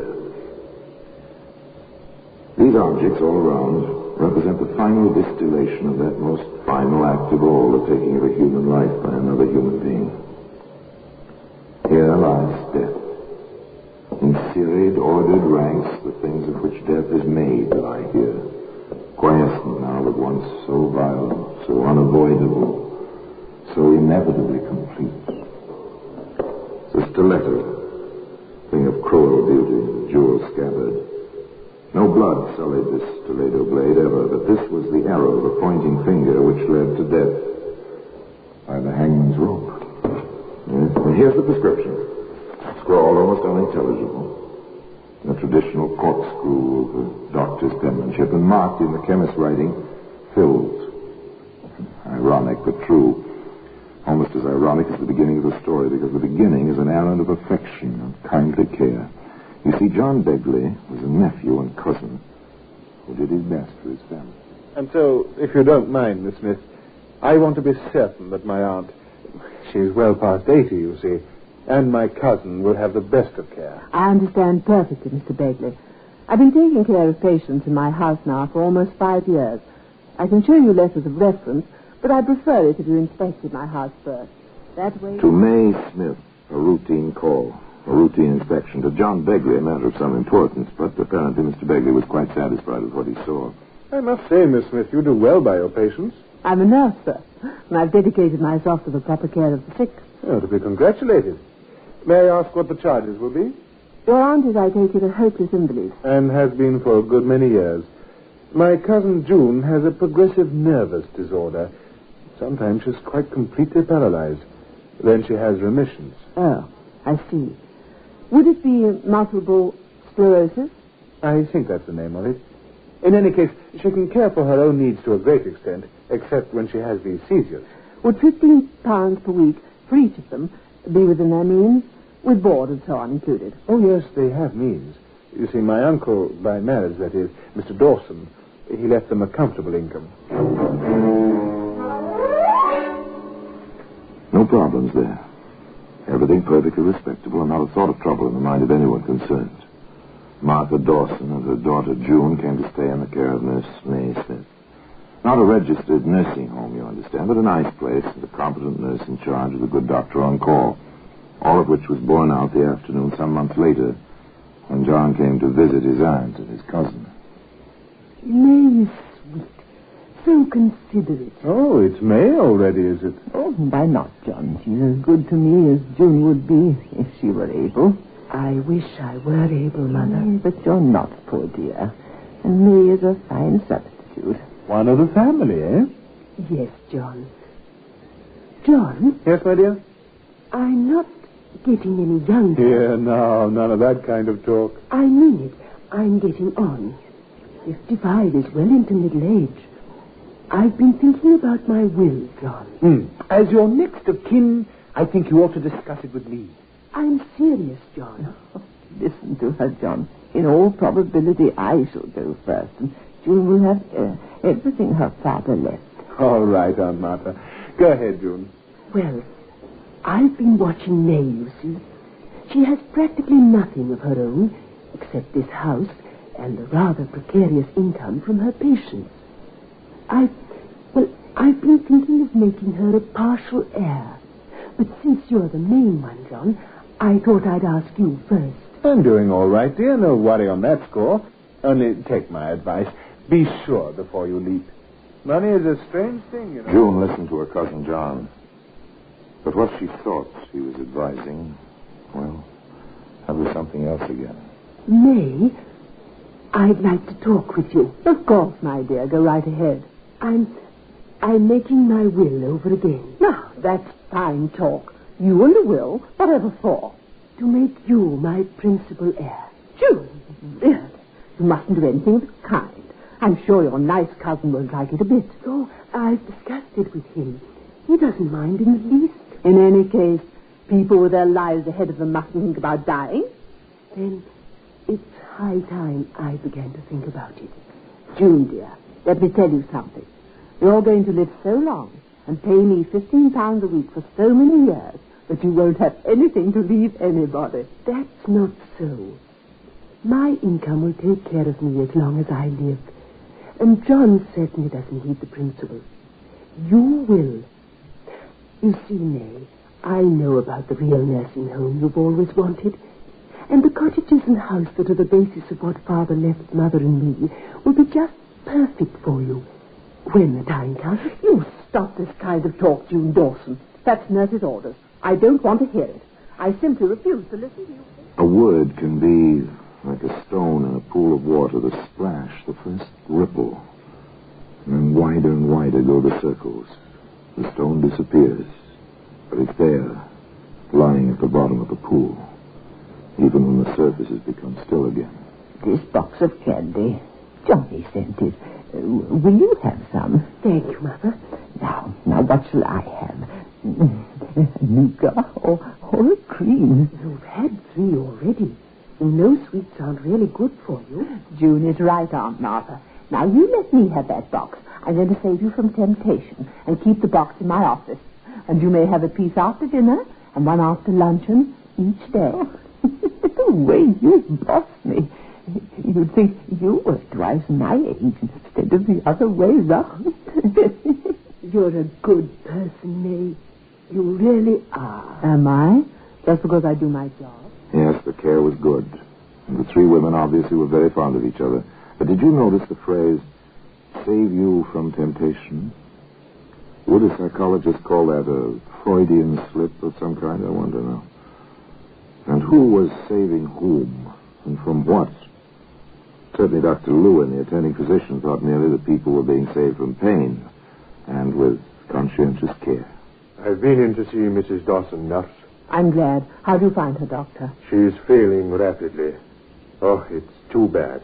She's a splendid old lady, despite her bad physical condition. Does Miss Dawson realize her mother's condition? I'm sure she does. She's a brave woman. And a self-sacrificing daughter, if ever I saw one. No question about that. Well, it must come to all of us one day. Death, I mean. Now then, have you the final reports on the terminal care for Mrs. Wrightson? Yes, sir. Right here in the file. And for Mrs. Richter. Thank you, nurse. You know, you really ought to qualify as a proper nursing home. You know your business, Miss Smith.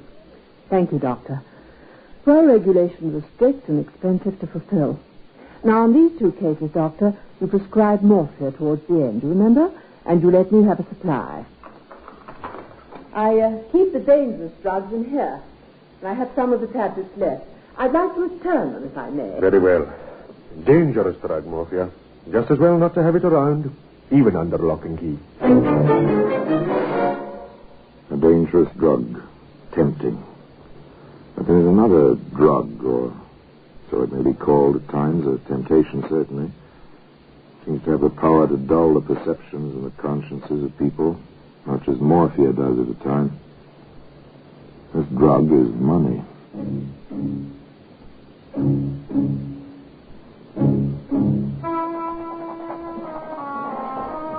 There it is. My will. Remade. Johnson, will you sign here, please? Yes, ma'am.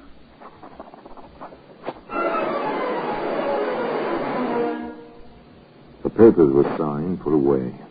A will, an inheritance, a gesture from a grateful woman to a friend in need. That was all. An incident over, closed, with a period put to it as the pen stopped its scratching, as in a few weeks a heart stopped beating.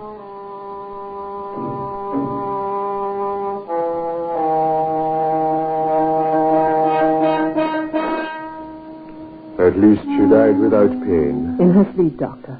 Around midnight. How's Miss Dawson taking it? Quite well. Would you like to see her? Perhaps I'd better. A sedative may be indicated. She's in her room. This way. Can I expect any reaction in June's own trouble? A disease of the nervous system like hers? There may be some trouble now, even when she's taking this blow so well. I know. Here we are, sir.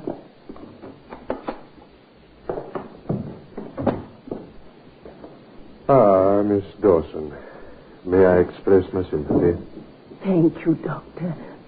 Mother suffered enough in this world.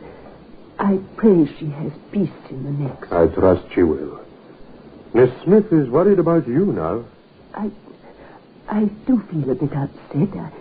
I hope I'm not going to have any after effects. Have you noticed any signs?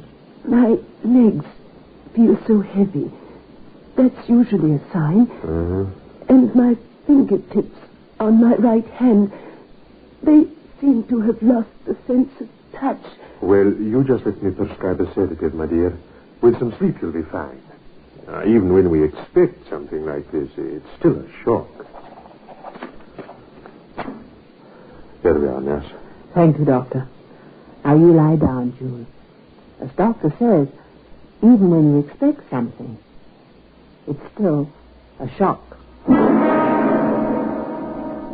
Yes, a shock indeed. Perhaps not unconnected with a piece of paper, a prescription, which can be seen today in the Black Museum. In just a moment, we will continue with The Black Museum, starring Orson Welles.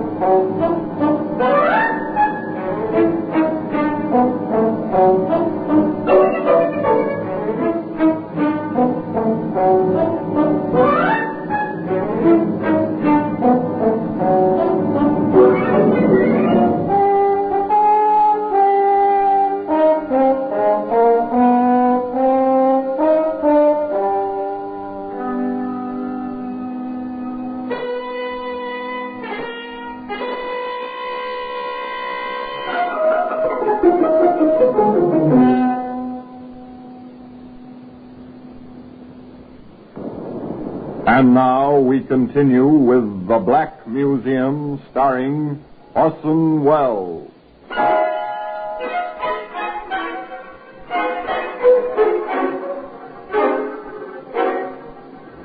The words they use are polite. Terminal care. They carry many connotations. An end to pain. An easing off from weary illness. A quiet kind of death. However, they do not mean a helping hand to death.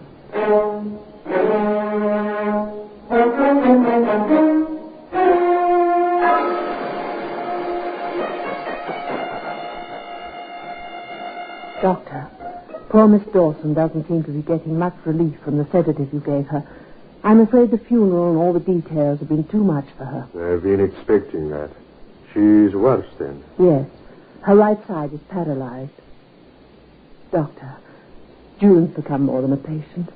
I don't want to lose her, too. I understand, Miss Smith. Now, don't worry about that.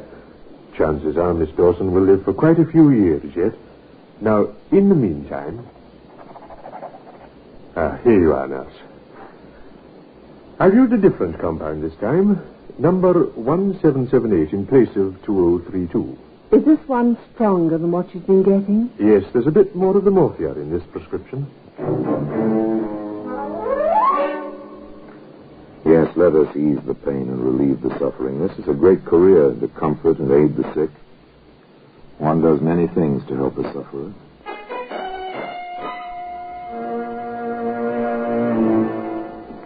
Dr. Lewin, Miss Dawson has asked a peculiar question.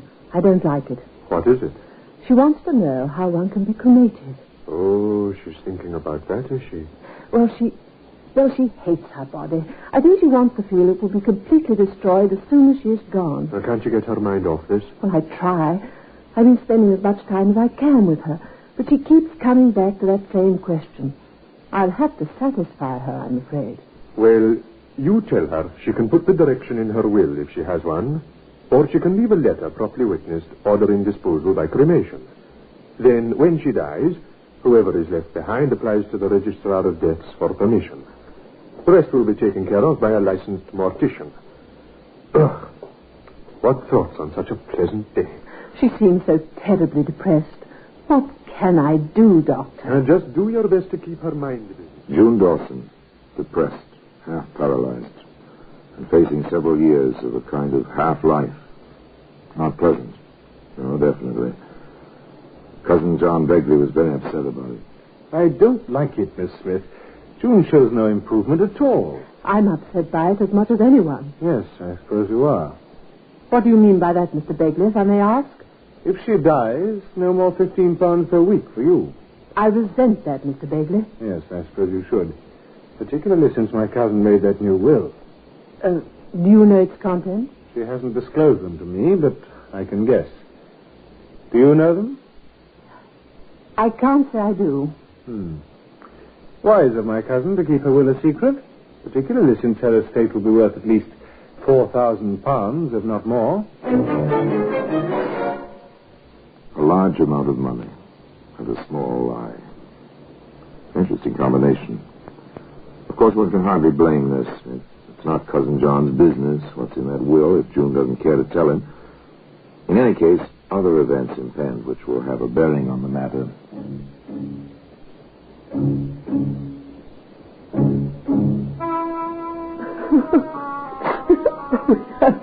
Quickly. Almost as if she'd wished herself to death. Why didn't you call me? And it was 1 a.m. She seemed to be sleeping, except her breathing was peculiar. I tried to rouse her, and she answered me. I left her. 215 Johnson, who was on the night desk this week, called me. She'd run for help, and I rushed in. She still had the cord in her hand, and she was...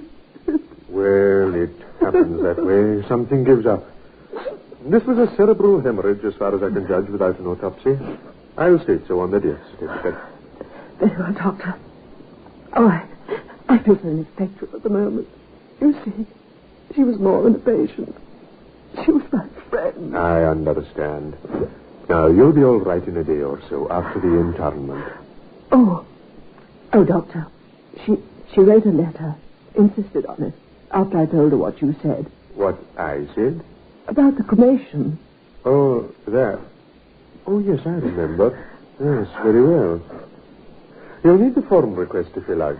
I'll send one over. Now, you can make it out, attach the letter, and take it to the registrar. He happens to be the health officer in Nottingham as well. Oh, thank you. Now then, I'll make out the certificate. No problems. Just the grief over a lost friend. Make out the papers. Call in Johnson, the faithful servant. Johnson? Yes, miss? I have an errand for you. Dr. Lewin sent this form over. It's all filled out. I want you to take it to the health officer. You know where, don't you? Yes, of course, miss. And be sure you file this letter with it. Now, you remember witnessing Miss Dawson's signature on this letter, don't you? Oh, yes, of course I do. Johnson did as he was told. It was his job, no questions asked. However, the registrar at the health office did have a question or two. You work at this place for this Smith woman, do you? Yes, sir, I do. The form here says nursing home. Is that what it is?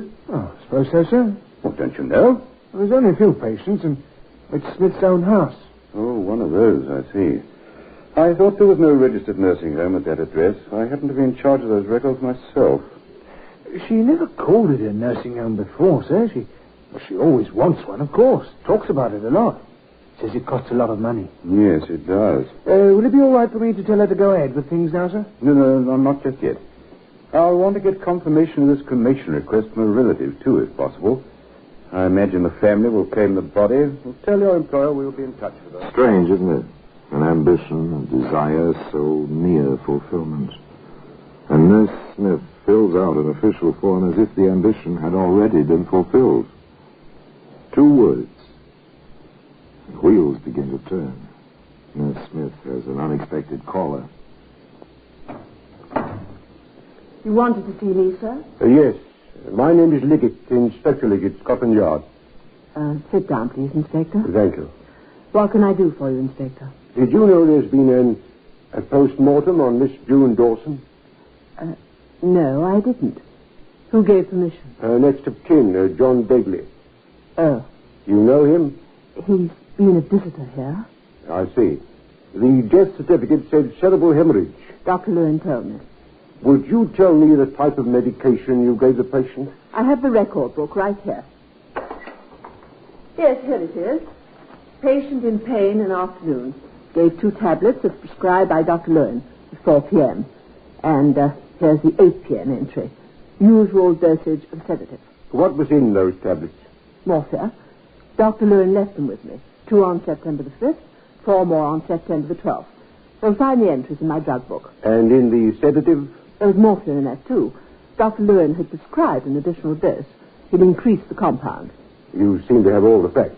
I keep careful records. But, nevertheless, Miss Dawson died quite unexpectedly of a stroke. So the doctor certified. That is not in my province. No. And the doctor made out the certificate without an autopsy. He's quite a competent physician. No doubt. But the fact remains that Miss Dawson did not die of a stroke, Miss Smith. No? May I ask? She died of an overdose of morphia. Quite a large overdose. So I'm afraid we shall have to take you in charge until further investigations have either cleared you or brought you to trial either for manslaughter or homicide.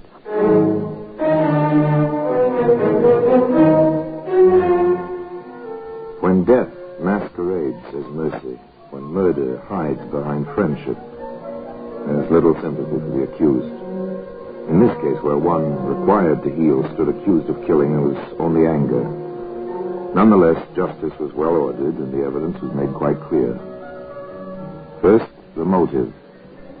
Mr. Begley, what do you know of the occasion of your cousin's drawing up a new will in favor of the prisoner? My cousin discussed it with me. What did she tell you? That she felt so grateful to Miss Smith that she wanted to leave her entire estate to this woman. What is the amount of the estate? Something over £4,000. To the best of your knowledge, did the prisoner know the size of the bequest? I told her myself. On what occasion? When I asked if she knew the contents of my cousin's will. And what did you say to that? That she did not know. At a subsequent visit with my cousin, I learned that she did know. In fact, her own assistant or helper witnessed the document. Thank you very much, sir. And finally, opportunity and access to the drug. Dr. Lewin, a tragic though innocent figure in the case, was the witness. Doctor, it has been alleged that you gave the prisoner 2 tablets of morphia for the deceased on the 5th of September and 4 more on the 12th. Is this true? It is not. I never prescribed morphia in that form for this patient. Did you prescribe it in any other form? In a sedative, yes. I must confess a slight error, however. The patient had been receiving compound 1778. I later prescribed compound 2032, thinking at the moment that it contained more of the drug than 1778. Later, I discovered it contained less. However, as it seemed to be equally easing to the patient, I did not correct the situation. Were you urged to add to the morphia? I was, by Miss Smith. Have you any idea where the prisoner may have acquired the drug which was used? During the past year, I have given her small quantities of the drug for use at her discretion, never more than 8 tablets at a time. She has returned a few from time to time. On checking my records, I find I have given her almost 100 tablets. Is this normal? In the situation where terminal care is the norm, yes. However, it is perfectly possible that some of the unused tablets were not returned to me. Now, returning to your prescription, Doctor, do you remember the occasion of your writing it, and why? I do. It was just after the patient's mother died while under Miss Smith's care. Miss Smith was most anxious for a stronger sedative for the patient, and inquired specifically concerning its comparative strength after I wrote the prescription. She also inquired of me concerning cremation. The Crown rested its case. The sentence was death by hanging. Well, today that same piece of paper, that prescription, is in the Black Museum.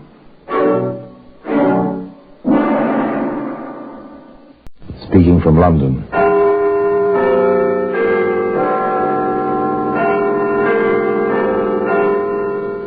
The Black Museum.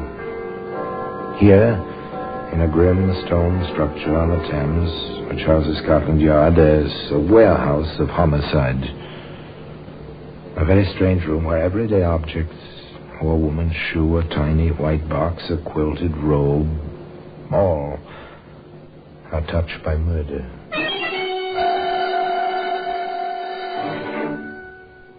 You take this raincoat.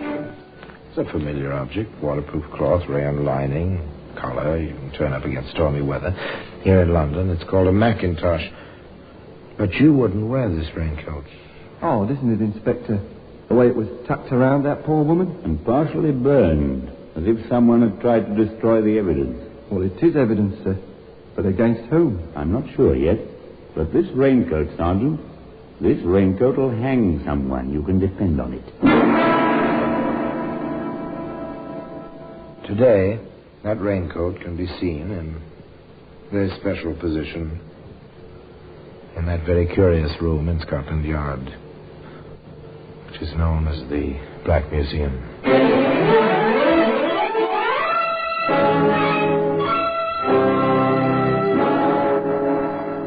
From the annals of the Criminal Investigation Department of the London Police, we bring you the dramatic stories of the crimes recorded by the objects in Scotland Yard's Gallery of Death, the Black Museum. In just a moment, you will hear The Black Museum, starring Orson Welles.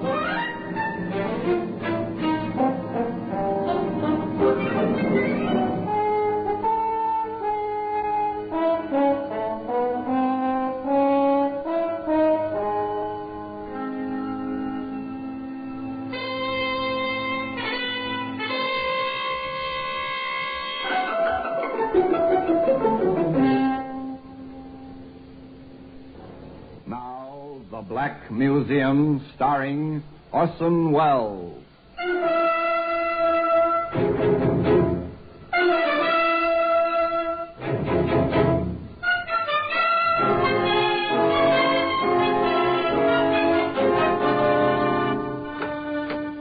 Now, here we are in the Black Museum, Scotland Yard's museum. It's a museum of murder. Here are the objects of homicide, the weapons, the clues, which at one time and another betrayed killers. They've been collected over 100 years. And now here they are, shelf upon shelf, in this dim, echoing room.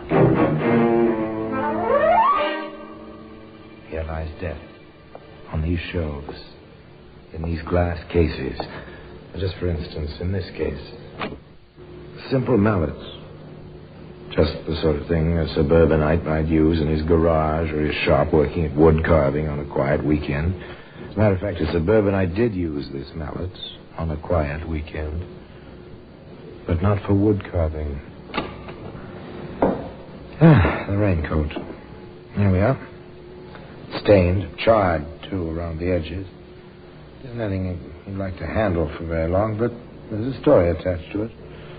A story begins in the kind of place you immediately associate with absolute silence. No, not a graveyard, a chess club. It is silent, isn't it? And into this silence of concentration, there intruded... London City Chess Club. Is Mr. Agard there? Sorry, sir, I haven't seen him yet. This is the steward of the club. May I take a message? We're expecting him. I see. My name is Champer. This is 46 Edison Mule East. He knows. We've had some contact by way of Agard's insurance business. Yes, sir. And the message? I want to see him about a policy. Tell him it's rather urgent. I want him at my house tomorrow evening at 7:30 sharp.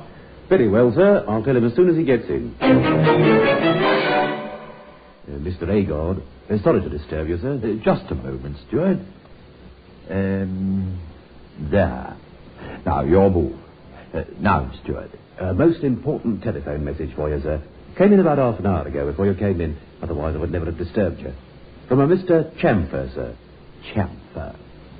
Strange name. Oh, yes. Yes, perhaps I do know him. May I have the message, steward? That was all. That was all until the next evening.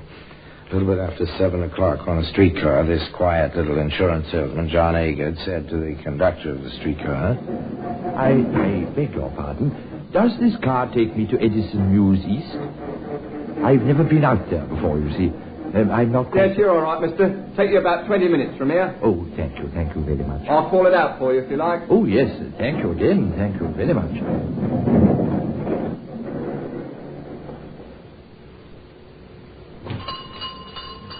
Oh, I beg your pardon.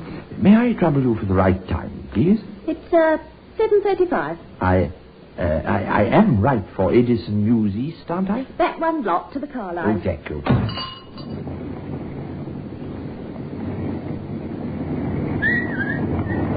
I beg your pardon, Constable. Yes, sir? I am looking for a Mr. Chamfer. In Edison Mews East, I have an appointment. It's insurance. Do you happen to know the gentleman, officer? Oh, I'm afraid not, sir. Oh, dear. And my date was for 7:30. Is it much past that now? 7:45, sir. Steeple chimes just struck the 3/4. Oh, thank you very much indeed. I am sorry to have troubled you, officer. He seemed a worried little man, John Agard, upset over his difficulty in finding Mr. Chamfer, and he was still worried, apparently, about an hour later, when his next-door neighbors, Harry and Ethel Benson, saw him coming across the scrap of lawn which separated their houses. Is Agard coming over? Funny. Why is it funny, Harry? They come over very often. That's just it. Martha isn't with him. Funny. Such a devoted couple. Martha had a bad cold today. Perhaps John needs something. Well, no, isn't enough. There he is. Hello, Agard. Spotted you coming across the lawn. Yes, good evening. You know, I am sorry to bother you. No bother at all. Do you need something for Martha's cold? Oh, you know about that. No, and yes. I suppose the cold made her forget to unbolt the doors when she went to bed. You mean you can't get into your own house, oh man? That's it. Front and back. I can't seem to open either of them. I don't quite know what to do about it. Not like Martha to forget a thing like that. She always bolt the door behind you when she's alone. Oh, at night, yes. There's only the two of us. I do so rarely go out without her, but tonight it was business. If you come across with me, I'd appreciate it. The three of them crossed the lawn to the Agard house. 3 ordinary people. An insurance agent, a bank clerk, bank clerk's wife. The wife said, Let me try the front door just for luck. John Agard said. It won't help. I've tried several times. The woman tried it.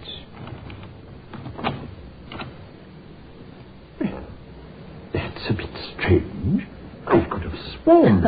It happens lots of times. The lock gets stuck. It's really open, and you think it's locked, and it just won't work. Well, now you're here. Won't you stop in for a moment? Well, what with Martha's cold and all that... she'll like to see you. Come in, please. Well, just for a minute. Martha? Martha, dear? The Bensons are with me. Martha! Oh, my... Good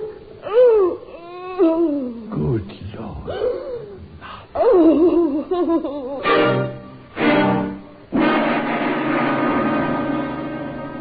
She was dead. Completely, horribly dead. One look. No doctor could help. The woman's head was battered in. She lay before the fireplace, her arms and legs twisted awkwardly like some carelessly dropped wooden figure, and there was blood on the hearth, on the walls, too, on the chair, on the rugs.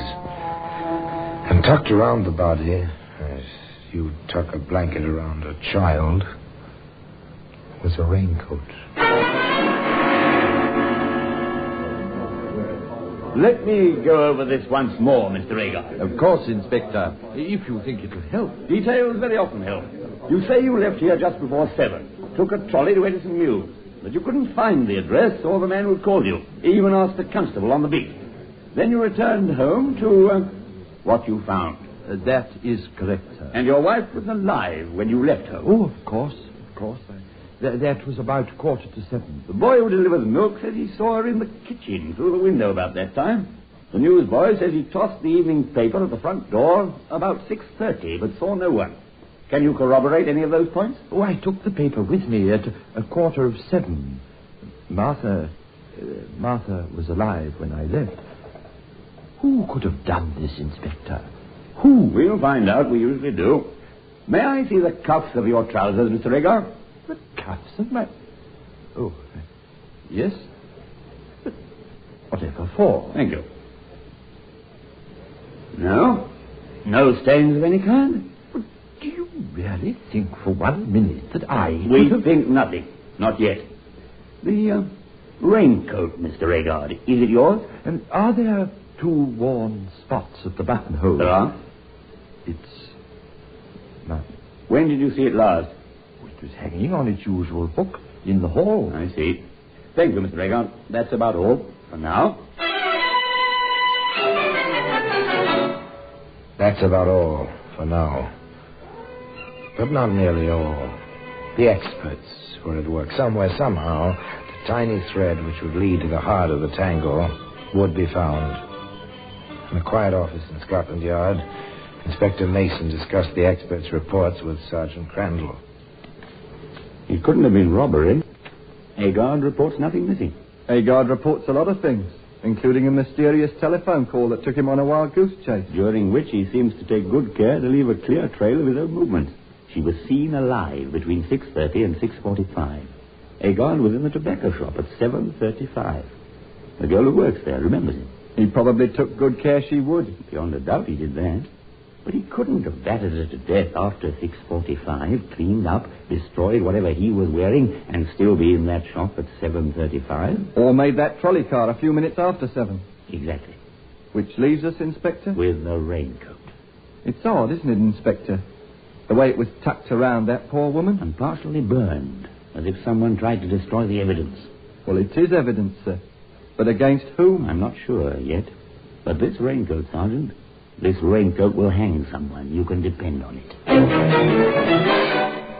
That was all they had. The raincoat.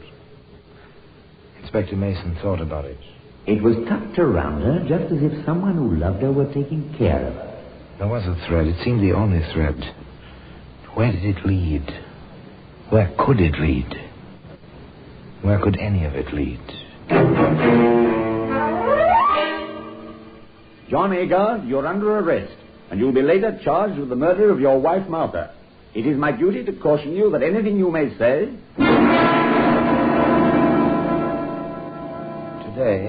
That raincoat can be seen in a very special position in that very curious room in Scotland Yard, which is known as the Black Museum. In just a moment, we will continue with The Black Museum, starring Orson Welles.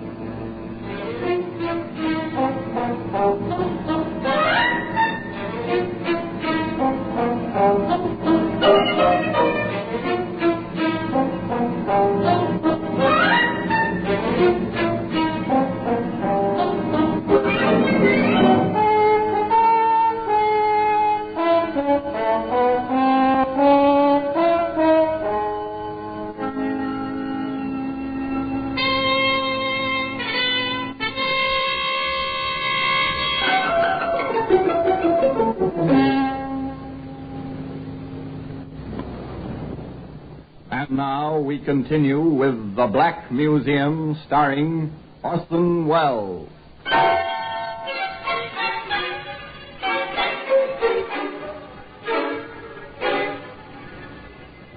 Well, they charged John Agard with the murder of his wife, Martha. The evidence seems slight, pretty flimsy, but still, there were strange lapses, contradictions of character. Quiet little insurance salesman responds to a call from a possible client, and suddenly he's talkative, almost garrulous. He establishes himself at definite places, at definite times, with total strangers, all of whom can be checked quite easily by the police. The possible client is non-existent. And then, of course, there was the raincoat. From the very beginning, the prosecutor for the Crown made it clear that a great deal of his case rested on that raincoat. And if the prisoner did commit this murder for apparently no reason, he deserves the full punishment. Much will be made of the quiet life he led with his wife. Much will be made of the fact that no telltale trace of blood was found on him or his clothing. But I say to you, and we hope to prove this to your satisfaction, that this woman could have been beaten to death by someone wearing only the raincoat which we will place in evidence. Now, who, ladies and gentlemen of the jury, could have approached Martha Agard naked save for that raincoat, except her husband, the prisoner, John Agard? Moreover, as you will see, the police officer... There was more of the same, much more. Counsel for the Crown was out to make an impression, no doubt about that. But then, so was counsel for the defense. I think it was admitted that no trace of it was found upon my client, although from the condition of the body and though time. John Agard could never have committed this crime, performed the necessary ablutions, and been where he was definitely seen between 6:45, when his poor wife was last seen alive by a third party, and 7:05, the moment when my client spoke to the trolley conductor. But far, far more important is the relationship between my client and his poor wife, a relationship of love, of understanding, of the perfect companionship of declining years. For that reason alone, I submit my client could never have committed the crime with which he stands charged today. So it began. The legal lines of battle were drawn. 12 honest men sat in the jury box and gave their whole attention to the parade of witnesses, to the arguments, to the cross-examinations. Sergeant Crandall gave evidence in the amount of blood and the places where it was found. Defense counsel cross-examined. It is apparent, Sergeant, that there was an attempt to burn the raincoat, which is now in evidence. Do you agree? Yes, sir. Such an operation would take some time, would it not? Well, I assume so. I can't say for certain. I've never experimented with a raincoat. Very well. You saw the scene of the crime before it was cleaned up, did you not? I did. From what you saw, would you say it was possible for the killer to escape splashes of blood? Well, I doubt it. He would get blood on his legs, his hands, his face, his hair. I expect so. Were any such traces found on my client? Well, none that I know of. There has been a suggestion made that the murderer took a bath before leaving the premises. Did you see any traces of a bath? A wet towel, indications in the bathtub? No, sir. Nothing like that. One more point, Sergeant. These are the telling points. But the Crown made its own points as well. Inspector Mason, was Orrington of the defendant when you first questioned him? I was rather surprised at him. He showed less emotion than I did. How was this indicated? We sat in the room where the murder had occurred. Mr. Agard smoked and talked. He held his cat on his knees and stroked it quite calmly. At one point, he casually stepped... Such points... A clever prosecutor. Quite clever. He called the steward of the chess club.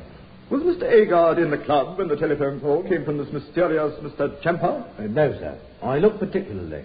He was not there. Did you recognize this Champa's voice? I'd never heard it before. I haven't heard it since. Might it have been a disguised voice? It might. It sounded muffled. Very heavy, sort of. Thank you. Your witness. Steward, in your observations of Mr. Agard, have you ever seen him behave as a poor loser? No, sir, never. Has he ever expressed violent opinions, to your knowledge? Mr. Agard violent? He's the quietest man I've ever known. Did he ever mention his wife to you? Many times, sir. On what occasions? Usually about 9 in the evening. He always worried about leaving her alone too late at night, sir. Oh, very considerate of her he is, was, sir. Thank you, that's all.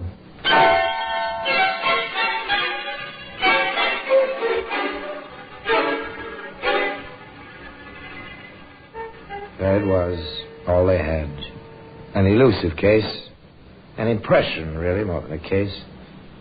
Very difficult to prove, but just as difficult to defend. For instance, the evidence of Harry Benson, who was with John Agard when the body was discovered. And in all the years you've been neighbors, what would you say impressed you most about my client's relationship with his wife? His absolute devotion. Never a quarrel, never a raised voice. They liked the same things. They were perfect for each other. Your witness? Mr. Benson, after the discovery, who called the police? Why, Agard did, come to think of it. My wife was very upset. She was sick over what she'd seen, as a matter of fact. Yes, he was the one who thought of the police. He used the telephone quite calmly. Quite calmly? Thank you, Mr. Benson.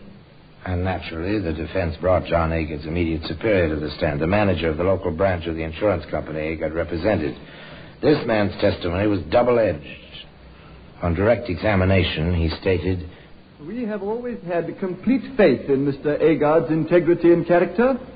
He carried a large policy on his own life in favor of his wife, as she was not insured.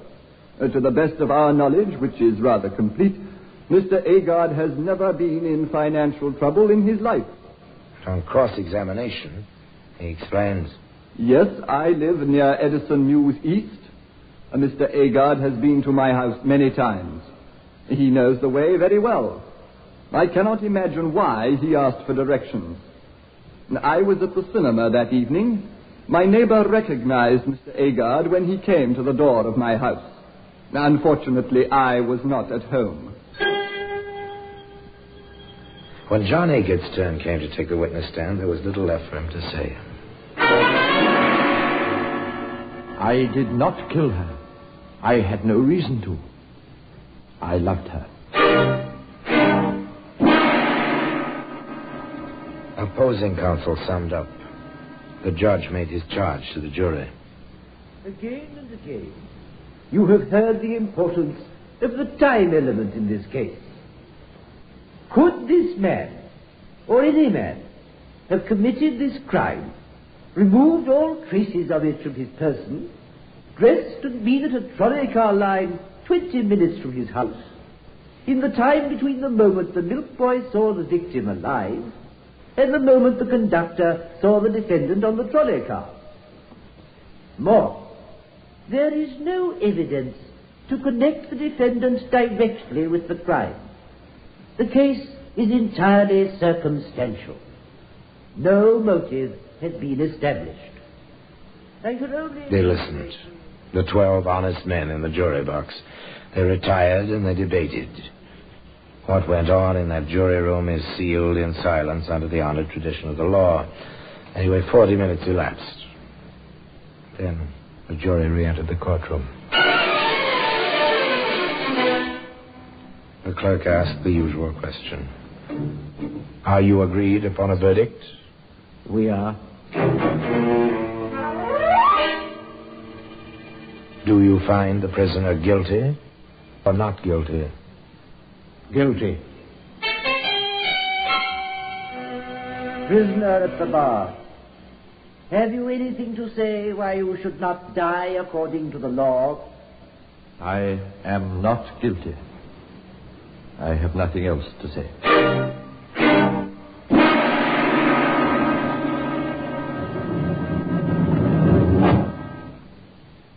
You're looking well, John. They treat me well. I had a shock yesterday. The governor of the prison came here. He said 8 o'clock in the morning, Monday the 16th. Don't worry, John. It will be put over. The appeal? It's being studied. The court won't rule for another month at least. They're going to stay of execution. A month. Another month. A month.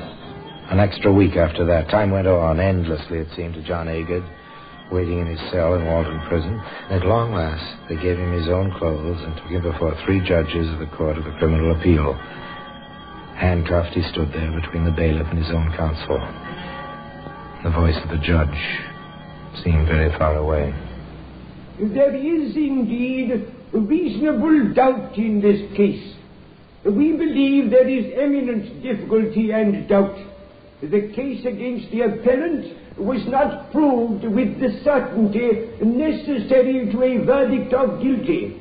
This appeal will be allowed. The prisoner will go free. Yes, he went free. But the raincoat, that famous raincoat, can still be found today in its place of very particular honor in that curious room known as the Black Museum.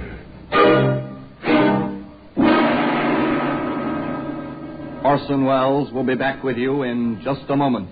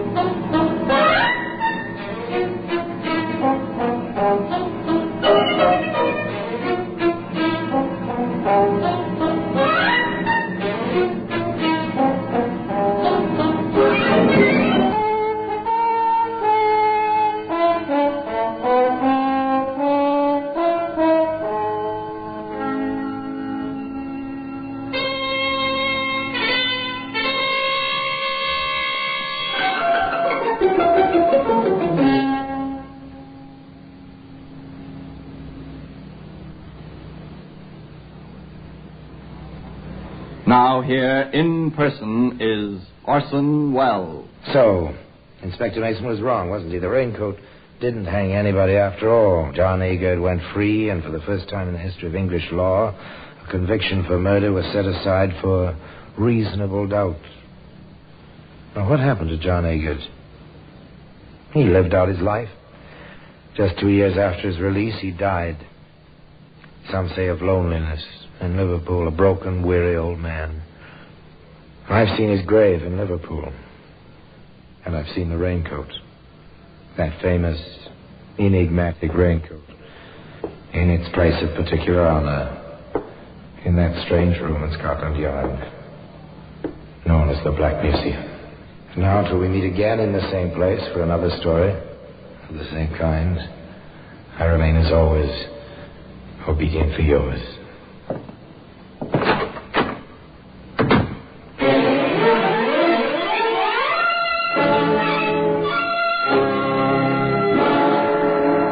The Black Museum, starring Orson Welles, is presented by arrangement with Metro-Goldwyn-Mayer Radio Attractions. The program is written by Ara Marion, with original music composed and conducted by Sidney Torch. Produced by Harry Allen Towers.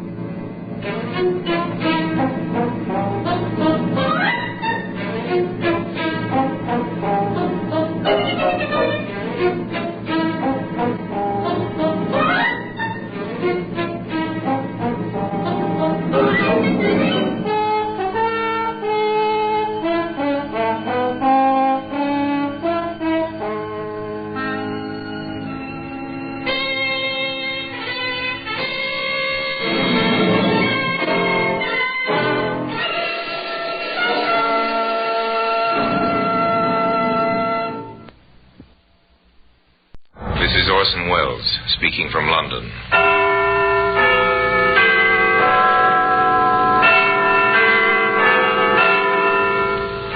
The Black Museum, a repository of crime, of death by violence.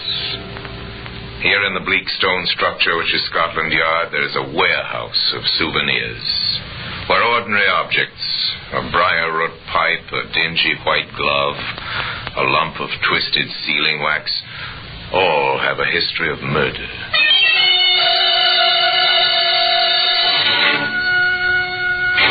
This length of sash cord is quite commonplace. You might see something like this in any window frame. Harmless-looking bit of rope. It seems so. Frayed at one end, cut all cleanly at the other. Just the right length to hook around a man's neck and twist. Today, that bit of sash cord can be seen in the Black Museum.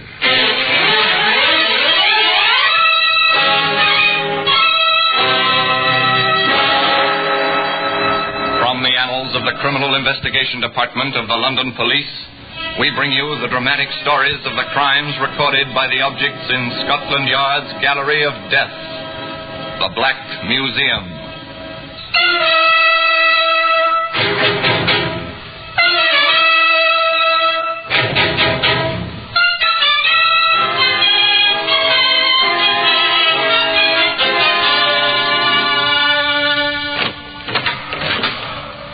Here we are in the Black Museum, Scotland Yard's Museum of Murder.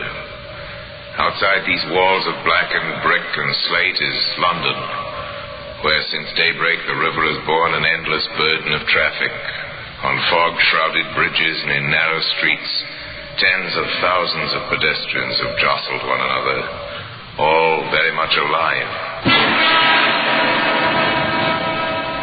But here, within this room, the connoisseurs of crime may see recorded for posterity in cabinets, in wooden trays, in jars, carefully labeled and preserved, the evidence of vindictive death. This sash cord, a short piece of rope, grimy, frayed at one end, not remarkable in itself, yet it came from the stage of a famous theater in the city of Brighton, where Octavia Kenmore, actress-manager, was concluding her annual engagement. The alley of that theater was like any other, a corridor of darkness between the street and the stage door. And one September evening, a man came running out of the shadows, startling the doorkeeper who sat dozing in his chair. Mr. Carter, what's the trouble, sir? I'll find out soon enough.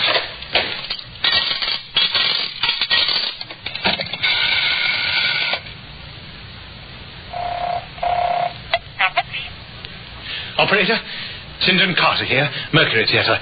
Send an ambulance quickly. There's been an accident. One of our stagehands, he's lying unconscious in the alley. Hurry, please. Yes. One of the cast, Mr. Carter? Who is it? Tell me. It's Buckland. I can't bring him round. I tried. If Buckland? Oh, Miss Kenmore will be terribly distressed. Stage carpenter with her for 20 years. I dare say she will. Hadn't we better go and lift him in, sir? But perhaps there's something could be done. No, it's better not to move him till the doctor comes. It may be serious. We wouldn't want to injure him, you know. A man found dead or dying. A phone call. Then the waiting. Over the crumpled figure stood old Tom Snellen, doorkeeper, and St. John Carter, leading man. Waiting.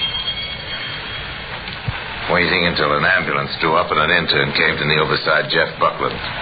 Which one of you called us? I did. You said the man was unconscious. Well, he looked to me. I'm no physician. This man's dead. Shot through the heart. You'd have done much better to have called the police. The police arrived, and actors coming into the evening performance were questioned. The star of the play in the theater early, as was her custom, was left undisturbed. The constable at the door admitted a young plainclothesman.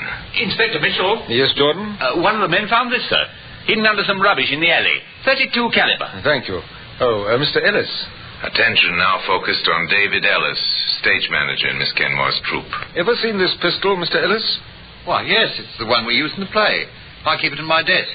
I've a useful license for it. What sort of ammunition do you have? For blank cartridges, of course. 32 blanks. It's not loaded with blanks now. Bullets. And one chamber has been fired. I must warn you, Ellis.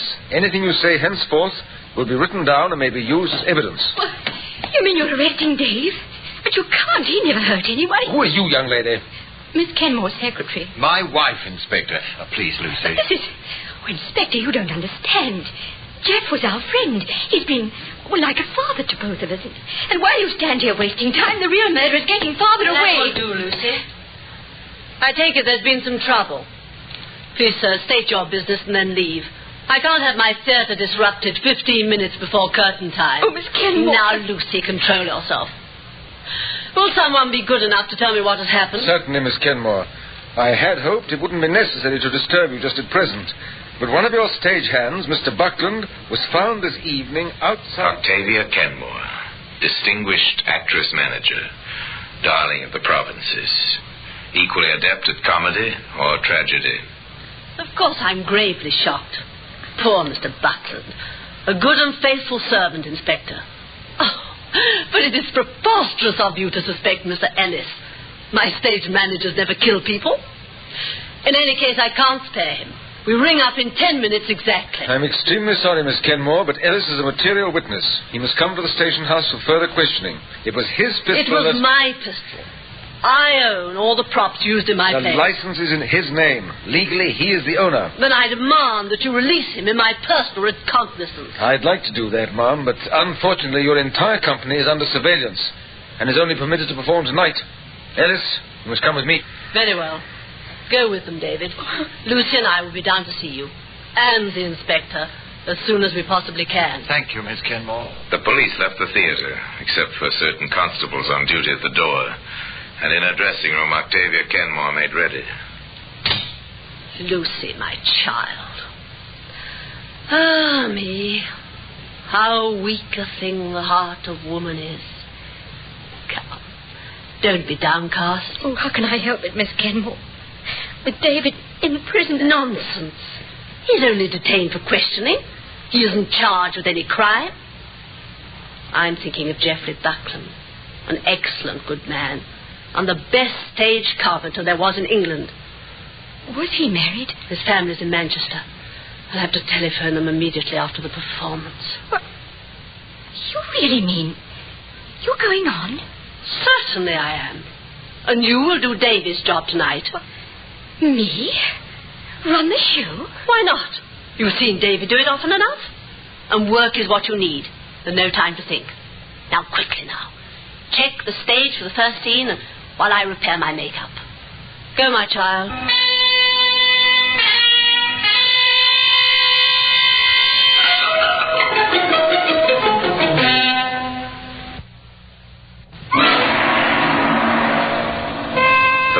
Smoothly, the curtain rose and fell as the actors took their calls.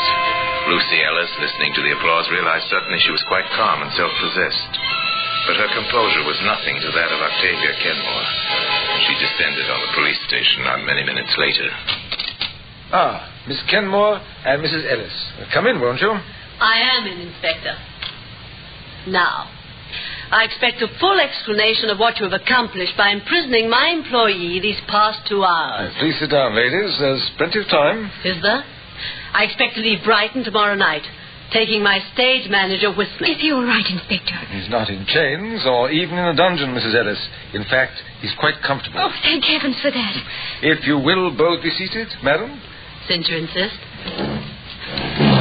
Thank you, Inspector. Well, have you nothing to tell us about this case? I'm waiting at the moment for our pathologist's report. Court? Yes, routine police procedure. Well, the man's been shot. That was quite obvious. The bullet is important, particularly in court, to establish the actual weapon. It seemed to me the hand that fired the weapon is a more important consideration. Eventually, Miss Kenmore, and inevitably, I trust, we'd like to know more about Buckland's background, his habits. Did he drink, for example? Despite the general opinion, there are many in the theatrical profession who are not addicted to alcohol, Inspector. Mr. Buckland was a decent man. Octavia Kenmore told the truth about the murdered man, a non-drinker, except for an occasional pint of bitter after the show, a devoted family man in an occupation where family relationships are often difficult to maintain. There was nothing to indicate a motive for murder. In all the years with me, I have never known him to miss a single performance. He was a craftsman who could rig and handle any production, heavy or light. With him on the job, my stage managers had an easy time of it. Everyone liked him. His only fault, perhaps, was that he was too loyal to me. We're not being much help to you, are we, Inspector? Oh, yes. You've helped to fill in the picture. I've learned a lot. No? What have you learned? 2 important things, Miss Kenmore. First, that Buckland was not a man who made enemies. All my reports bear this out. And also that he was extremely devoted to you. You think that's significant? Extremely. You keep a close rein in your company. You should know of any jealousies or quarrels that occurred. I'd know about them, yes. I'm sure of that. You're not the person to tolerate friction or even bad habits in members of your troop. Come in. Pathology report, Inspector. I knew you wanted right away. Thank you. Yes. Well, this is interesting. Why wasn't I told of this before? You know what they're like in the lab, Inspector. They wanted to be sure. Absolutely sure. I see. Miss Kenmore, can you think of a reason why anyone should want to shoot a dead man? Well, hardly. A useless procedure. It seems so. Says happened. Apparently Buckland was dead of strangulation before he was shot. Today, the instrument of that murder, a piece of sash cord, can be found in the Black Museum.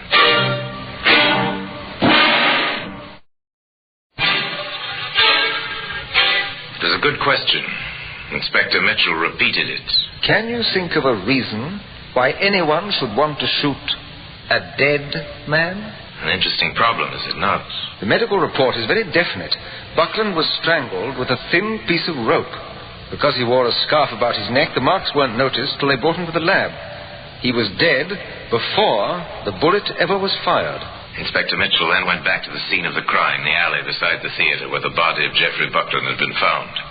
And with him, at her own insistence, went Octavia Kenmore. What are they looking for, Miss Kenmore? The thin piece of rope, of course. They'll never find it. If the murderer had an ounce of brains, he'll have taken it with him. Oh, it's strange. I don't suppose this alley ever had so much light turned onto it before. It was strange. Men searching every cranny, their flashlights pointing and probing, picking out grillwork balconies, iron ladders and fire escapes thick with rust. The men themselves silhouetted against the light. Oh, Miss Kenmore? Yes? We found this, caught up in that balustrade. I think it's the weapon. Our lab can tell us definitely, of course. I see. A piece of lash line. What's that? Lash line, did you say?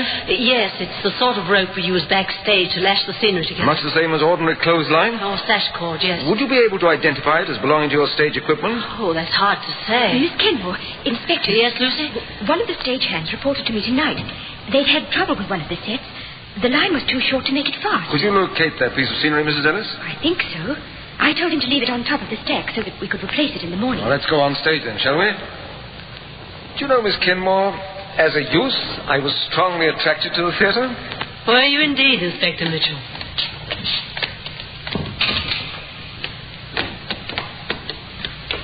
They moved through the stage door onto the platform. This is the flat, the one with the short lash line. You see how it works, Inspector. The rope is flipped round the iron cleats and tied off at the bottom, so the audience sees only an unbroken wall. I understand perfectly. The cord of this rope matches the piece found in the alley, rust, stains, and all. What does that suggest to you, Inspector? There's little doubt in my mind, Miss Kenmore, that the person we want is a member of your own company. Yes, I've decided that for myself some time ago. A member of your company, I think, cut off this cordage to strangle Buckland, and someone else, familiar with these premises, took the pistol from Ellis's desk. Then you don't think my husband's guilty? I haven't said that.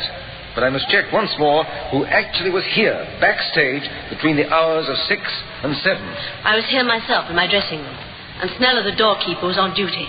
He surely... We took his statement, of course.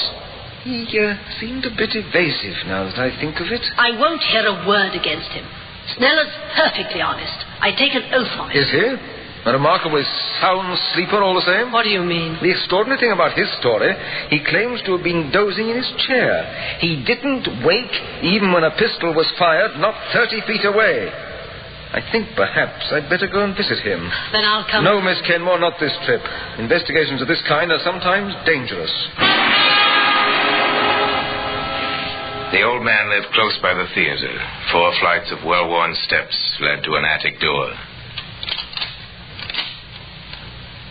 What do you want? What is it? You're Mr. Snellen? I am. We're the police. My name is Mitchell, C.I.D. Should I show you my credentials? No, I recognize you, sir.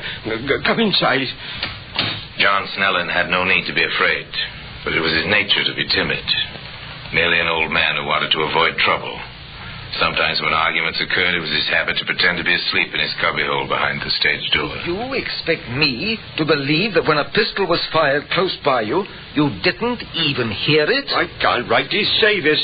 There's heavy traffic in the street that time of night, you know. If I did hear a noise, I must have took it for a passing car. Yes, I'll admit that's a likely explanation. Perhaps I ought to. Yes, what is it? If there's something you haven't told us, I advise you to come out with it. What had he seen and heard? A trifle. But possibly a trifle of importance. Almost enough to send a man to the gallows. I know I should have spoke of it before, sir, but, well, it was a little before 7 o'clock, and Mr. Buckland was inside near his toolbox talking to this flashy-dressed young fella. And Mr. St. John Carter, he was there too, just standing by, so to speak. Could you hear what they were saying? No bookmaking in this house. That was what Buckland said. Miss Kenmore won't stand for it. She's strict about such things. Yes, sir. Everyone knows that. Miss Kenmore won't have gambling in her company. An actor would get himself discharged if she caught him betting the horses or some such thing. What else did Buckland say? Well, he warned the fellow he'd go straight to Miss Kenmore. Said how this man had been following the company all along the tour, and Carter and some of the others had been betting with him. But that was all. The three of them went out together, still talking. And that was the last you saw of him alive? Yes, sir, it was. And Mr. Carter, sir, it struck me at the time. He came back a little later. Went up to his dressing room, I guess, and then went right out again. But he seemed so cheerful and high-spirited. I thought the gentlemen must have settled their differences all right. Carter didn't come back again till he found Buckland's body and called the ambulance. That's right, sir. It begins to make sense, Inspector. Begins to, yes. But why the stage manager's gun? And why shoot a dead man? Why? Why indeed? Why steal a gun to shoot a dead man? Hoping to find the answer to this question, the inspector went to Brighton jail to call on David Ellis. Look here, Inspector, why are you holding me without a shred of evidence? Won't I be permitted to travel with the company when they leave tonight? It all depends. On what? Your replies to a few questions. Ask them by all means. How much gambling goes on in the company? Not a great deal. Some of the actors bet a few shillings now and then. Actually, their salaries are so small they can't afford to be reckless. Does Miss Kenmore know about it? Not a chance. If she did, we'd have replacements in a matter of minutes. It would follow, then, that an actor who wanted to keep his job would be careful that such information never reached Miss Kenmore. Oh, I'd certainly say so. Is there anyone in the company who needed that job badly? What do you mean, badly enough to commit murder? Yes. I doubt it. Of course, you never know. In troops like this one, most of the supporting cast are either on the way up or down. A dismissal might mean the end of a career. Ellis, has anyone a reason for wanting you out of the way? No. Why? Whatever for? That gun was stolen from your desk, loaded with live ammunition, and after the murder it was left where we'd be sure to find it and hold you responsible. Oh, I can't believe that anyone would do a thing like that. Unless? No, Inspector, there really isn't anyone. Indeed? Well, there is, though. No matter how clumsily he may have gone about it, I can't help feeling that our murderer has tried to pin his crime on you. For the moment, I'm going to let him think he's succeeded. How do you do that? By keeping you locked safely up here in jail. A short time later, Inspector Mitchell was admitted to Miss Kenmore's suite at the Shorefront Hotel. Any progress to report, Inspector? Not much, I'm afraid. Have you been to see David? I have. I left him in the best of health. Well, why are you holding him? David didn't kill anyone. You know that as well as I do. I'm afraid I don't know it. I've met many murderers in my time, Mrs. Ellis. Most of them look quite as innocent as your husband. Besides, I have a hunch he could be somewhat more cooperative. In what way? Tell me, is there anything you know of that your husband might be concealing? Or some, mistaken idea of gallantry? Something perhaps concerning you?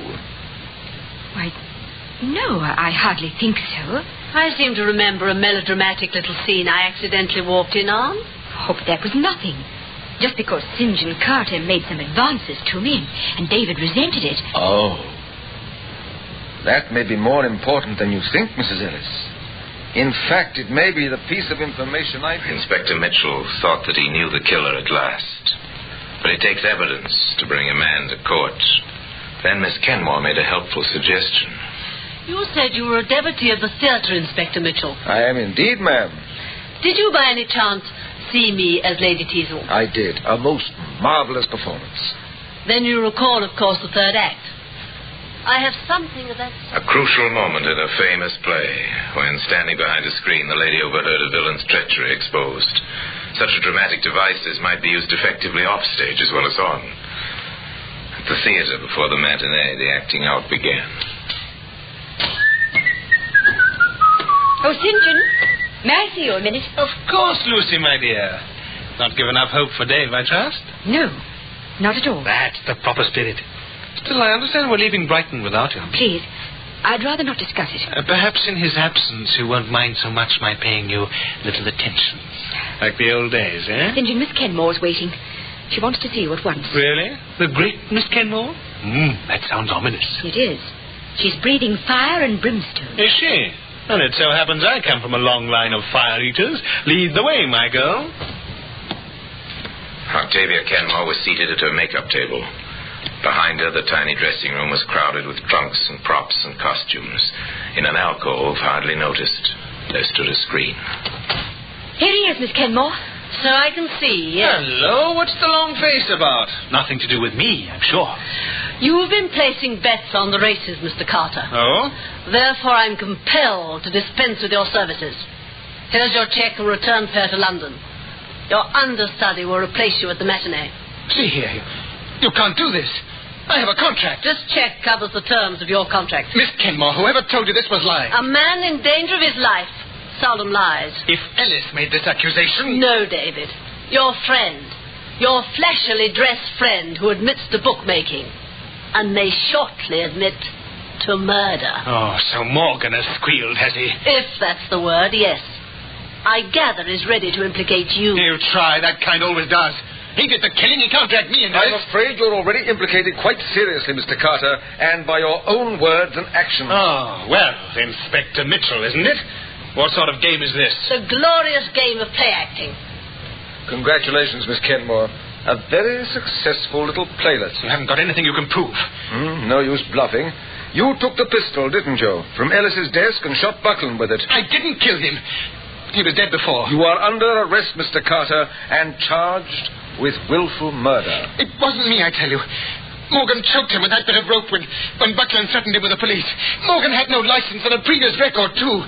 It would have been jail for him. He did it, and after that... Yes, you thought quickly. You tried to take advantage of the situation to frame Ellis so that the field would be clear with his wife. No. No, Carter, you may not have killed anyone, but you are an accessory after the fact, and you did put a bullet through a man's heart. A delicate question for the jury to decide, but I predict you'll pay the penalty. Come along now, and come quietly. Today, that piece of sash cord, properly marked and ticketed, lies in a glass case in the Black Museum. People of the theater can be, and most often are, fiercely loyal to one another. Octavia Kenmore was such a person, an actress-manager who accepted responsibility not only for her company's professional welfare, but for their personal happiness as well. St. John Carter was an exception to the rule. But then his career had an exceptional ending, taking his final bow as he did on a platform 13 steps high at 8 o'clock one winter evening. Well, the murder weapon is on exhibit for all to admire in the famous room at Scotland Yard. And now, until we meet here again for another story from the Black Museum, I remain as always obediently yours.